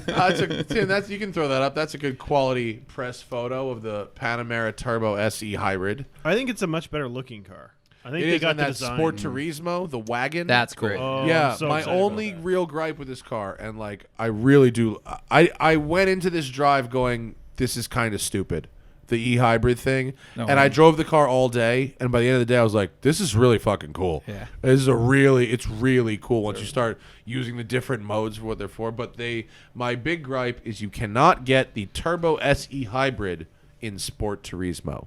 You can't get the wagon and the hybrid. No, you can. What You the get hell? the regular Panamera Turbo with the 550 horsepower gas only engine I bet in the wagon. within 4 years you can. Because everything people Yeah. want from Porsche, the Porsche goes, oh, we don't do that. And then 2 years later, You mean like like manual oh! transmission GT3s? Of course. They go where the We're market gonna wants sell them to you go. the They go. special one, right? There'll be Yeah, pull that an up, S Timmy. Plus Gran Turismo. They'll sell you at a high premium. Because Look they'll. at that it'll just be wagon. normal. That is hot, dude. Yeah, it it is. looks hot as a wagon. Yeah. But Absolutely. I wish you could get the hybrid one as a wagon. They'll watch the market, and if those sell well, they'll go, all right, I But understand. the hybrid is 600 pounds heavier than the gas one, but it's a full second faster from 60 to 120. Yeah. The hybrid is. I believe that. Yeah, I believe that. Crazy. The thing mobs. It goes very, very fast. And rear steer is a marvel in a car like that. It is. A lot of people, because I posted a lot of pictures of upgrading the GT3 and the GT3 RS, like just the bushings. Yeah. So I got a lot of people asking questions about How does that affect the rear steer? The bushings. Does it change anything or not really? Well, sure. It just makes it more precise, as far as like deflection, getting rid of deflection. But everyone started asking more about not so much what it did, but like, oh, wow, how is Porsche's rear steering compared to, Nissan, and Mitsubishi? they're older ones? And it's first of all, it's Porsche. And second of all, we're so many years later. The technology has gotten up, and Skyline's it's 25 years old, homie. It's But amazing. I'd be curious if they compared against like Lexuses or Lambos, because we had the Aventador. Yeah, we had the S, so Aventador S. I would be curious how those would line up, how the systems The work. Aventador how S has precision rear is. steer now. Really? It actually, it's still, the tendency is still towards understeer, but it actually tucks in pretty good to a corner. Yeah, it's not Interesting. bad. Yeah. And the high speed stability is really, in the GT3 RS, in the Panamera, and in the Aventador, the high speed stability stuff was really where I noticed it. Yeah. So that's a good Volkswagen Group project sharing, because that I has don't know to if be. the technology is the It same. has to be. I It don't has to be know. shared, because they didn't have it before. Where'd they come up with the idea to use it and I use have it successfully? No idea. It was, honestly, it was the engineers did it on their own and then had to sell the boss. And he's like, no way, no Is way, that no true? way. Yeah, and then he drove it and he goes, oh, wow, that's Yeah. good.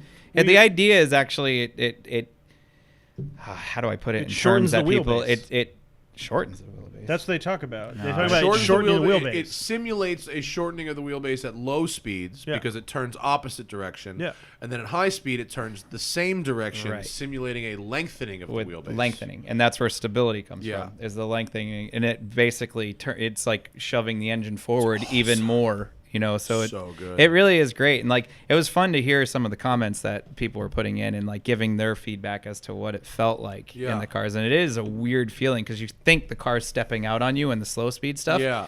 but then it never gives up grip. And at the high speed stuff, you're like, oh, I have grip Yeah. for days, Well- especially like in the RS when you get some like downforce going too. It feels super, Those super cars are stable. so fast. Yeah. So fast.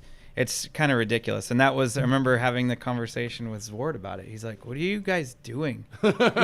He's like, seriously. He's like, these cars are so fast. Like, why are you making them faster? And I was like, well, Jeff, I'm not, yes, I'm making them faster, but I'm making them easier to drive. That's what I'm doing. Making it easier for the owner to drive and have it talk back to you, so that it's a little more responsive. Primarily though, like that, it brings me to an interesting question, at least to me. Why isn't Porsche doing what you're doing out of the factory? For Just cost? Is it cost reasons? Sure, there's cost. It's run by bean counters, so they can't use the most expensive stuff. But even more so, as far as what I'm doing, they have to cater to a large demographic. Make the cars understeer always. Yeah. And make it comfortable to go to the store and all that stuff. So you can't use spherical bearings everywhere. Because it's just too much. It's too expensive and it's too harsh. So that's where they leave something on the table for people like me. But it's very easily, like a lot of shops, just for lack. I mean, you're trying to do what Porsche does, but better. So it's not even an insult to say people screw them up. Yeah. Because you're trying to improve on a piece of, German engineering. Just I would say they absolute do a pretty beauty. good job. They Compared to most, they do a pretty good job. Yeah, exactly. Yeah. So it's mostly because they're doing the large demographic, Mm-hmm. and a lot of them are retired, doctors or whatever, or lawyers, and they don't need all that. People just want to spend that money. They don't necessarily really know, why, or I don't know. How many people do you think actually want their cars to drive better versus, or could even really tell the difference versus wanting to like show off? That's two questions in one. My customers now, most of them want more. Like, I've got some really, like, all of my customers are going to the track for the most part. But previously, where they weren't, no, a lot of them, man, are you kidding? At my previous company that we noted already, I put Olin's TTXs on so many street cars. Are you kidding me? Even the one you drove on Tuned, which was really funny, because you're like, this is surprisingly soft. Like, That was the funniest part. I wish we could put a clip in That car 'cause from 2011, from back in the day, The first with tuned. the green wind. Yeah. That car was because I just Did started I say it was surprisingly soft? or If I- something like that, or just like I'm you'd think not- this would be a lot more harsh as your voice was bouncing. I remember in hindsight it being pretty harsh. It was harsh as hell. Like It's funny you seriously, bring that up. Someone in Miami a week ago was asked me about the shock tuning of that car. I'm like, I drove it in 2011, man. Well- what do you want me to tell we'll just you? we'll answer him. It was awful because it's a triple adjustable damper, and each setting has 36 clicks. Jeez. And I hadn't spent any time. I can make a car go fast really easily with feedback from a driver, but making them comfortable on the street, that took a long time. And it actually took me driving a customer's GT3 for about a month, like to and from work, just, and doing 2 settings a day, you know, going back and forth, and I ended up with what they all use now. And it is pretty good. But to be honest, like most of the customers would just throw Tim and I the keys and say, we want to see you guys do it. Yeah. And then we'd go light our hair on fire laughing our asses off because it really is cheating to have a 700 horsepower turbo on Olin's TTX as an all solid suspension. Yeah. It's like you couldn't screw up. Like we were lifting off throttle mid corner, getting it to step out and stomping the throttle again. And it was retarded. Wow. It was really, really funny. Like it was like you could be a complete asshole And in still that car. and still survive that. Yeah. Well, I mean, I guess. You know what I mean? Like we have quick hands and we know how to drive the cars, but really we were like, it's like driving at K1 and you can't really screw up. The new ones are the 991 Turbo S's are just they're so fast that they're like almost uncomfortably fast. They're so fast. Yeah. And then you upgrade them slightly. Right. And it's ridiculous. The starting I point. mean, we were out of control in those years. I mean, they probably still are. I don't know what they're doing, but it's just like they got you're some making things. humongous power. They got some things. Everything's getting turbocharged. So Everything's I just nuts. drove And one I of was the- listening to you guys talk about cars and horsepower and everything. And to be honest, like, it's not about the power. It's about the driving experience. Because, like, I had an S3 Audi recently. Yeah. That thing was awesome. Yeah, they're great fun. And I'm like, aren't I don't they? even need to tune this thing. You should. There's an APR kit that's really good for I'm them. sure. And that's Amazing. the slippery slope. But It's like two parts and an ECU flash is 400 horsepower. They go. Yeah, no, and I've heard my buddy has one. Yeah, they My buddy go. has one, and he loves it. And now he wants the RS3. Just No, like it's it's a slippery slope. We just had the TTRS. It mobs. The Yeah. TTRS is the fastest car that no one ever thinks about. Yeah, It's stupid. because it's the stupid same fast. thing. It's so fast. It's the same thing. I Yeah. can only imagine. But What's the honestly, 5-cylinder? for yeah, exactly. That thing's been racing for how long? Dude, that it 5-cylinder. rips. You get there's like a 5-part kit that makes 600 horsepower in that car. Yeah, wait till tuners. That car is going to be over 1,000 Yeah. real quick.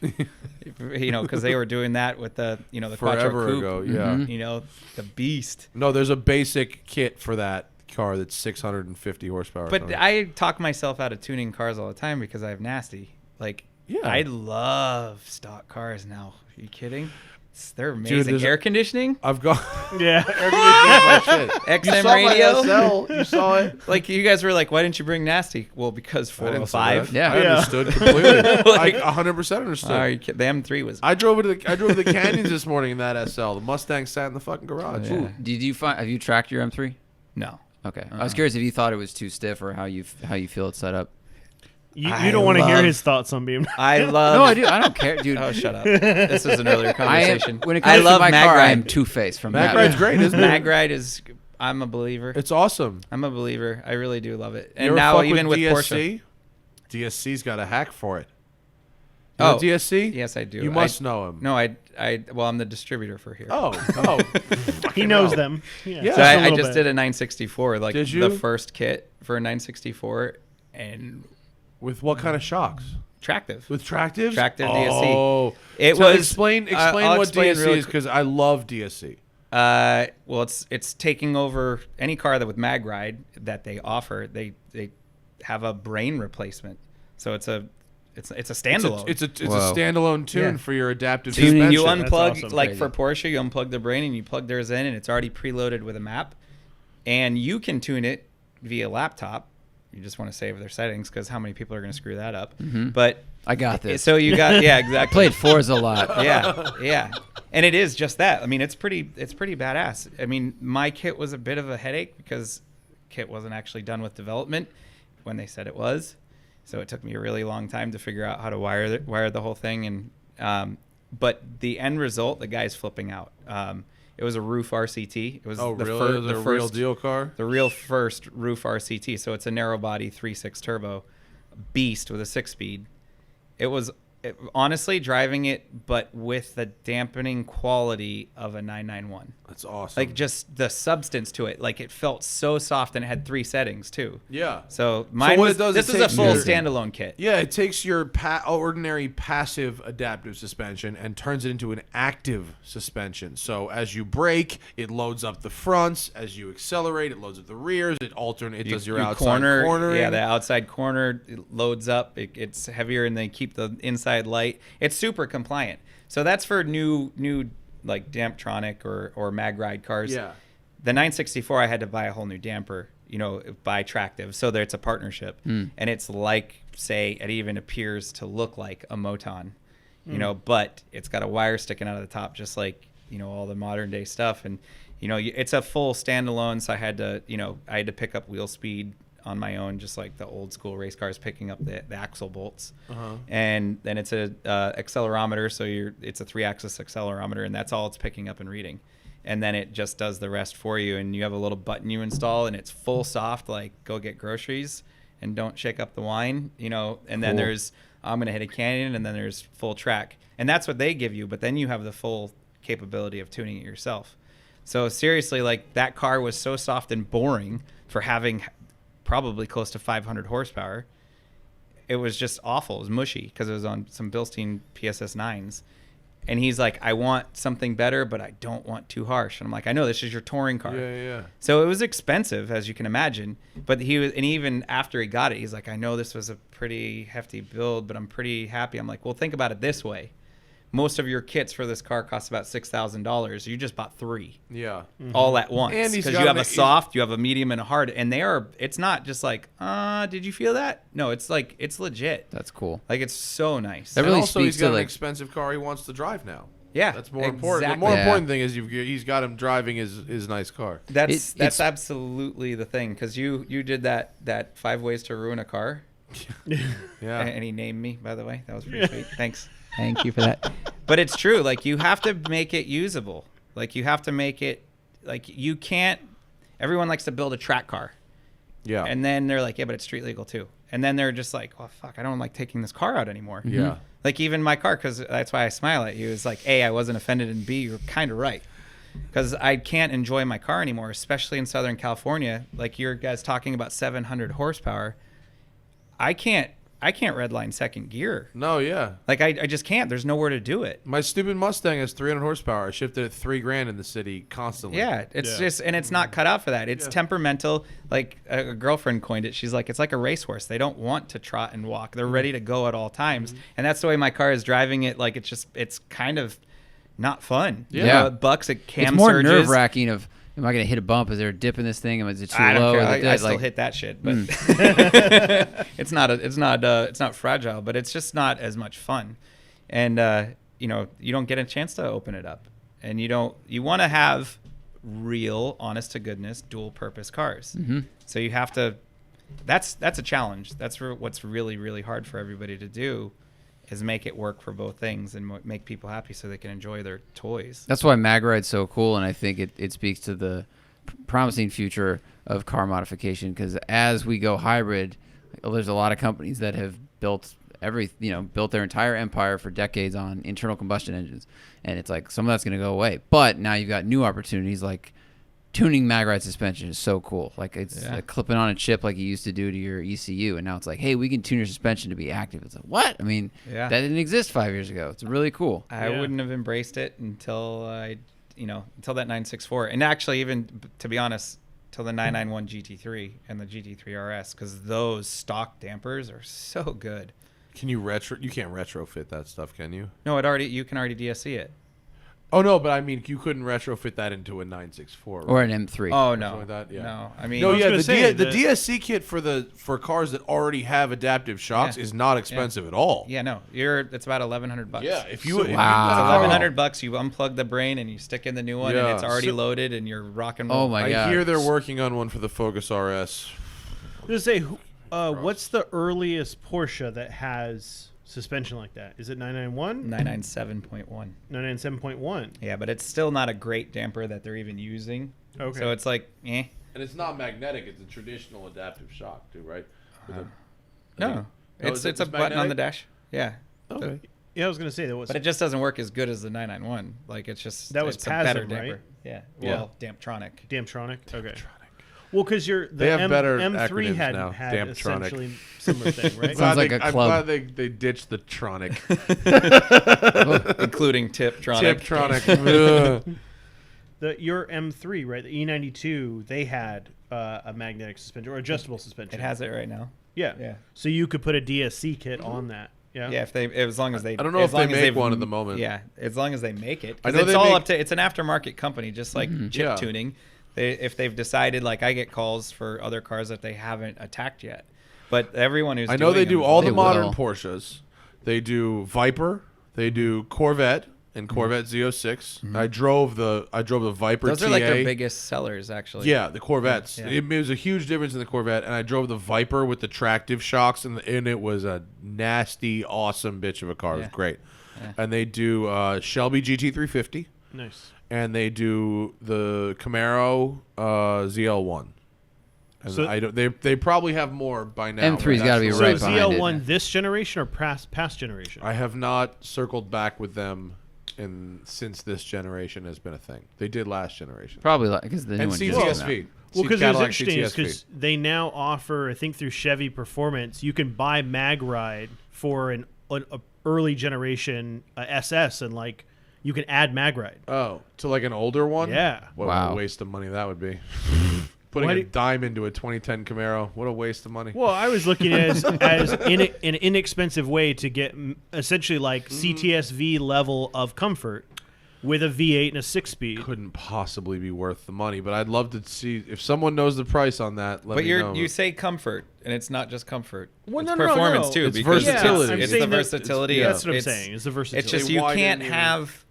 Well, it was outlawed in racing a long time ago Yeah. to have active suspension. You know, you can't change geometry, and you can't be changing anything. There is a huge advantage to being able to change for braking, for accelerating, Yeah. for cornering. It's pretty awesome, and comfort by the dash. and the comfort I as love it, well. man. When I went to go test that stuff, Randy was out there because he works with Yeah. Mike Levitas is the Right. guy's name. Yeah, he's a genius, and Randy Popes works with them too. And you know, when Randy comes back from doing laps in anything, everyone's like, "Whoa, what's Randy saying?" You know, and he's talking about the fine points of it. I couldn't that's- eloquent that shit, but It was him that kind of sold me on it because everyone's a salesman for their own shit. But Yeah. Randy and I go way back to my start in pro racing. Actually, he drove the car that I built for the 25 Hours of Thunder Hill that we won overall. That eventually led to me getting my opportunity to race professionally. Oh, really? So like what when car was that? it was a 993 RSR that I rebuilt, like tore it down to the tub and rebuilt it just for the race. Whoa. It was pretty cool, but that win got me the opportunity to race. So at SEMA, I saw Randy and Mike, in their TPC thing, and I was just, Mike was running his mouth, and I pulled Randy aside. I go, real deal? Because I don't want to hear Yeah, the salesman at all. Mike is a if you real try salesman. to if you He try to is. sell me anything that I Yeah. want, just because you're selling it to me, I don't want it. Yeah. Like I hate salesmen. 100%. I'm with Like you. I don't want anything that you're like. If you come knock on my door and you're like, I've got the most incredible shit for you, and it's really cheap, I'll be like, beat it. I just hate it. I hate. I salesmen. understand. Mike's So, a sweetheart, but he yeah. is a classic Yeah. salesman. Oh, yeah. True. Yeah. So Randy sold me on. But the hardware is the real deal. Yeah, it is. It is. Did you drive all that car at 25 Hour Thunder Hill? No, Did you build I it? just okay, I you just built it. I and built then- it and gotcha. did the whole, during the thing alive during the Right. race because Yeah. we ate through 6 axles Really? and Whoa. still won by 18 laps. Whoa. we were motoring. Well, it was because we built this hybrid transmission that didn't fit in the car, so I had to space the transmission down a skosh so it would actually fit, and that just made the axle geometry even worse. At the low ride height, they're that the wheels They're are up sticking high and the up. transmission's low, and I just made the transmission lower. Even lower. And they were all timed out old axles. So yeah, we got pretty good at changing axles. You don't How long say. did it take to change an axle? A long time. By the end, not a long it's time. well, you take a 993 with that early multi-link suspension, and then it's all spherical bearings with misalignment spacers that are different sizes. Oh Jesus! So there was like crew guys on the other side doing one axle, come over with a handful of bushings. What do I do? I remember that. And I was like, oh my God. And the guy that did that one time, he was my old boss from my first shop in San Diego. And we hired him on, and he comes over and he's like, what do I do? And I'm like, I used to work for you. Like, are you kidding me? Like, that was pretty funny. But it takes a while because they're not really designed to come out without the transmission, in the car. Mm-hmm. So it was, we lost a good 15 minutes every time, maybe more. Probably 20 minutes And for an axle change. And you 20 still won minutes by still 18 doesn't laps? seem like very much for an axle change. But if you did 6 of We them, did six axles. Well, no, I understand, So but just 3 hour? changing an axle seems And we like it still- would take more than 20 He still minutes. won by 18 We still laps, won by though. Especially when you're talking about changing an axle on a car that has come off a hot racetrack right then. That's the thing. Yeah. The hot that people don't remember. Like, there was times when I was like, because practice is gnarly. It's probably gnarlier than racing. The actual race itself is because you're making changes after only running 2 laps at a time because you want to do that because you don't want anybody to see you do a full lap and see what you're doing. You go out and then back in, out and then back in, kind of a thing. Huh. So you get that idea, but you're never flying for 3 laps. Huh. So you're making sector times. You're basically? just kind of listening to the driver, and they know that, God, those guys are so tuned in. Like, they know everything. They could almost engineer the car themselves, like, for real. But we would. Anyways, the whole story is about the heat. I came in and I was doing a spring change with blazing hot rotor. My eye. The most painful thing because I dropped there's like a little bobbin that would hold the Versa spring, which is you can change or back then you could change the rate on the spring by turning it down the perch. Okay. And then picking up a different spot. So you're basically taking a coil out. Out of the So it was spring, a 100-pound change. So, but I dropped it and it was sitting on top of the upright, and I had to go in over the rotor and find it with my eyes. I wasn't going to feel around. Everything's hot, obviously. Yeah. And it just instantly dried my eyes out, and I blinked and I was like, they were like stuck together. It was the worst. That's also why everyone wears the heat sleeves, is because you touch down on the rotor. I had leopard stripes up and down my arms. Look at a cutter. Yeah, I looked like a cutter. I looked like a cutter. It's absolutely. It was That's fun. crazy. We got anything else on Facebook? We got a got lot, a of lot, stuff, man. right? We got a ton. For Joey, what is the suspension adjustment that you see people mess up the most? From my experience, it would be caster, because many people don't understand how it works and what effect it has on the car. Ooh, I'll only disagree with that because everybody screws up dampers and spring rates. Just because you don't know what's happening. So they just start twisting knobs and everything, and they get way outside the spectrum. Caster is a little bit of a challenge, but honestly, I think that's too complicated to say that's the worst thing that people mess up. It's actually the simple things that everybody messes up, and dampers are just kind of, especially when you get into double and triple and even 4-way shocks, that's where you screw up. Yeah. Caster is like, as far as the alignment goes and setting geometry, for me and the Porsche stuff, it's one of the least. A lot of the cars you can't adjust caster unless you start adding adjustable lower control arms and radius arms and stuff like that. But even then, if you mess it up, the car's going to pull a little bit funny. But really, as far as alignment, the most crucial is toe settings, because that's the most finite. Like, you're down to 1/4 of a millimeter of adjustment. And if you screw it up in the rear, you're really screwing it up. Front, if you screw it up, your overall toe tells the story, and you might have a crooked steering wheel, But, caster is not, I wouldn't say is the worst, but probably one of the least understood ones, I guess. If that answers that question. Totally. I think it does. Is there any way to overcome the lost rigidity of a Targa model with suspension mods? Roll cage. This guy's lowered it on stock SE torsion bars and replaced his bushings. It's not bad, but it's a long way from being amazing. Ooh, good question. I mean, yeah, if you really want the chassis right, yeah, you start with a coupe. but don't over stiffen the car, because then you're gonna just set, like, if you do stiff shocks and springs and bushings, and you're just gonna send that flex through the chassis, and you can't control that. So you want to stick with what you can control. So you want to stay with light springs and light shock settings and stuff like that. But if you were super inclined, because I really like, especially like an 80s Targa, like I really enjoy the 80s Targa roof down. It's a lovely experience. Yeah. If you went with like maybe like a rear roll bar with a low door bar or something, like could you get like my cage? Like you haven't seen my cage in my car now, because I had a back half before. Now it's complete. It's got a low diagonal door bar, so you can get in fairly. It basically, the door bar is at where the seat bolsters are. Right. So it's not really. You can climb over it just the same as you did before. Yeah. And then if I ever wanted to compete with the car, all I do is add the other diagonal. But if you did that to a Targa, it would definitely firm it up for sure. Without ruining the whole car? Probably do it, right? Yeah, probably good. What do you mean by ruining? I don't know. I mean, I guess you're caging a car like it's, you got to know what you're getting into. Yeah, exactly. Right. What's the best starter Porsche chassis if you're going to build a track car on a Porsche budget, in quotes? Say $50,000 for the car and some track essential mods. Play with like 70 G's and. Ooh. Well, no, I don't see. If you're going to buy a cheap 997 Carrera, you still don't want that wet sump motor. Yeah. If you're going to do 997, you want the DFI.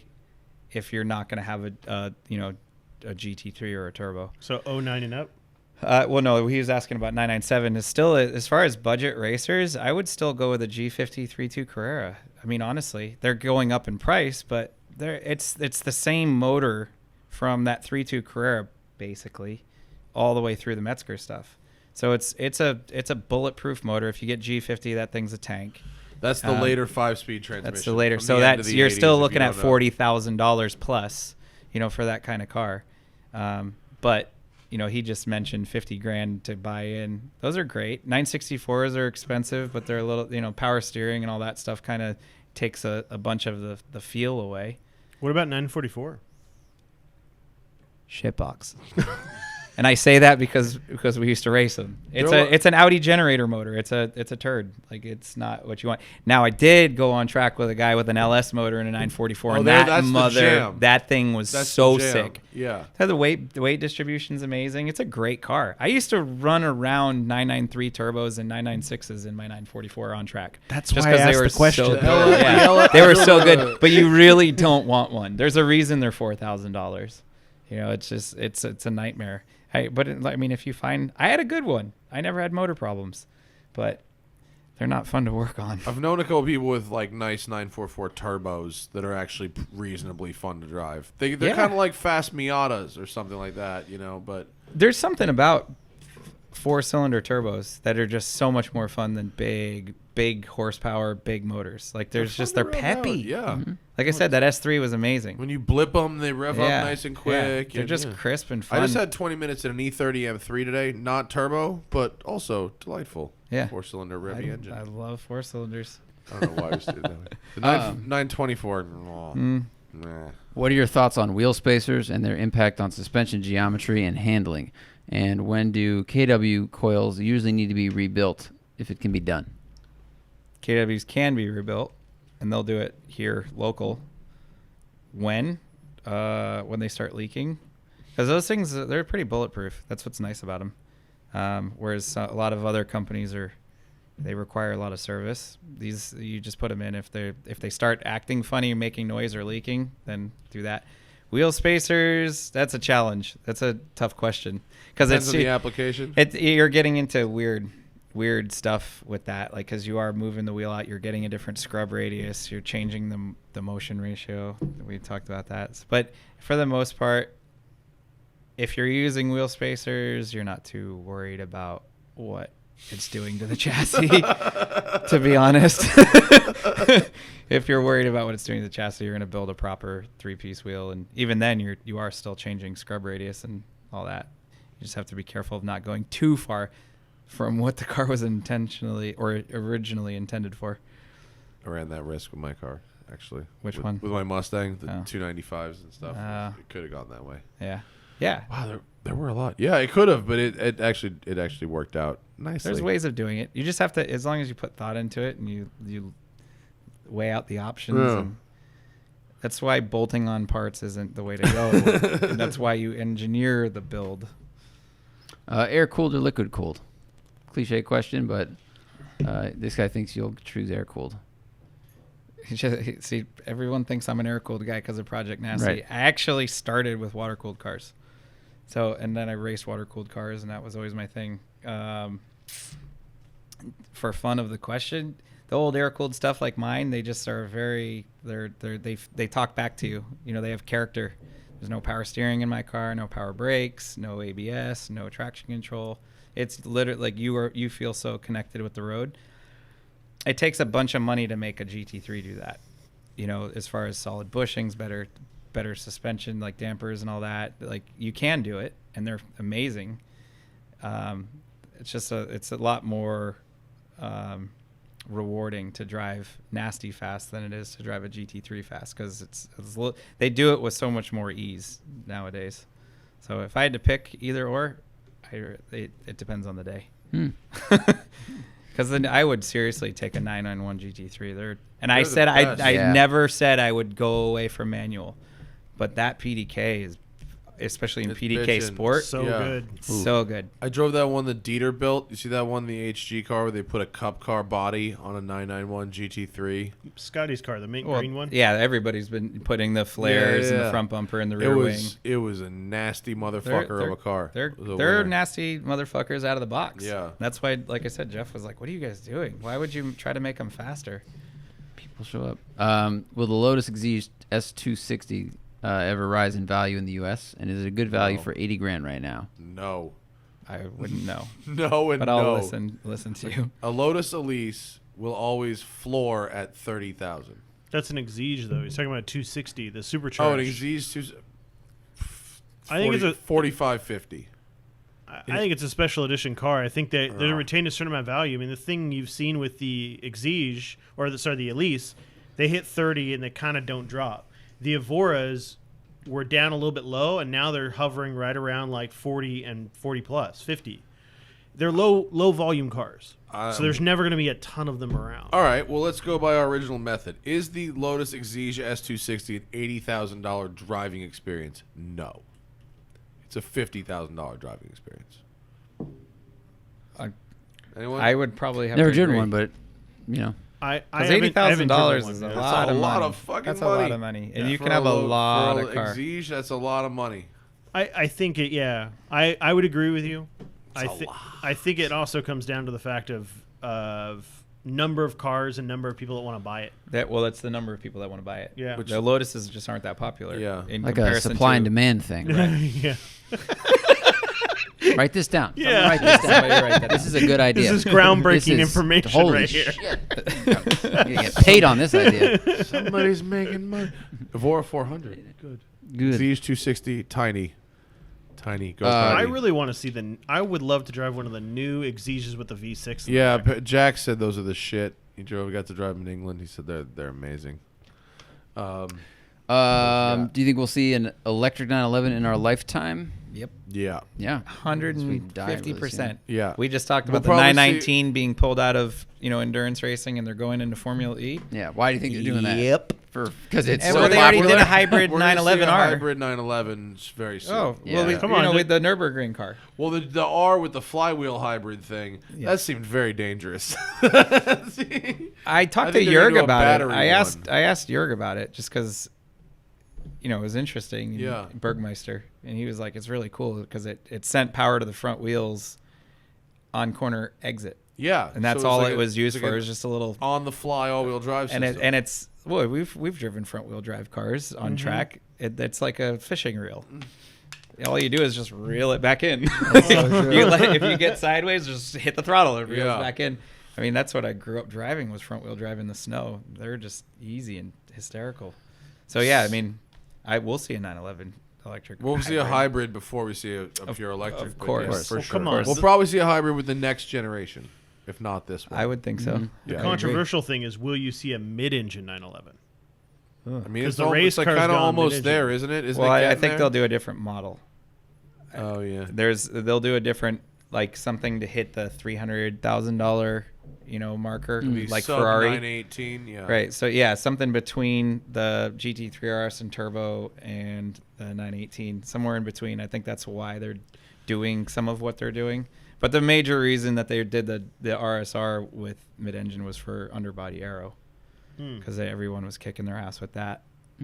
So the diffuser was so short on a 911. Well, Oh, then, yeah. but then the 4GT showed up and it was like 4 inches or 5 inches lower roof line. It was like, that's shit. Yeah, yeah, It's crazy. It was funny because we ran the 996s against the 430, and my God, like a 996 punched such a hole in the air. And my German engineer that year was so funny. He was just like, fucking fast Italian shitbox. Because we were that was my second year. We were because we had won the championships the year before, and now we were the quickest Porsche by far. But the Ferrari stepped up to the 430, and that thing was a beast. Because like we were now behind a generation, and man, it went down to the wire with that car, like to the very final race of the season. But So funny. that more than the low roof line, it's those buttresses that everybody's doing. That thing is just a teardrop. If you look bird's from eye, above, yeah. it's just a teardrop. It's amazing. Yeah. It's just when they did that, it was like kind of game over. Well done, Ford. I really want to drive the street car so bad. Everyone says it's just a race car. It's pretty much. Well, they did develop the race car Yeah. first, and then they didn't even have a place for the license plate. Yeah. So it was like for legitimately, they were like, sure, we're going to sell some production cars because we have to for homologation, but they were just going out to win Le Mans on the 50th. Their 50th anniversary, which they did. It makes Yeah, me that's a little amazing. sad because the last 4GT was not a very good race car, but it was such a nice road car. Yeah. And I'm kind of worried that this one is a good race car, but not a particularly good road car.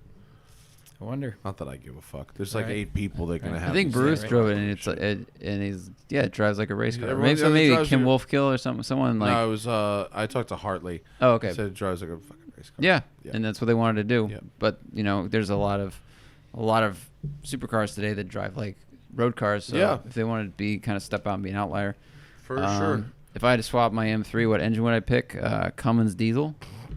Nice. know 2J? like Two that. more, and then we got to 2J. wrap this one up. But we've covered a lot of this stuff. It's good. funny. Is a non-turbo 944 a fun track day car? You know the answer to that No. now, don't you? Well, it is. It is if you're racing It is lemons. if you. It's like racing a Miata. And it's actually a good trainer car because you have to learn momentum. So yes, they're great trainer cars, and they handle so well. They're really fun, but they really are very, very boring if they're straightaways. Like really, What's like slow car like fast? you pour right? yourself Slow a car cup of fast, tea yeah. and hang out and just wait. What do you think about RWB stuff? Next question. No, it's good quality bodywork, and it fits for the most part. But I just don't like it. It's never finished.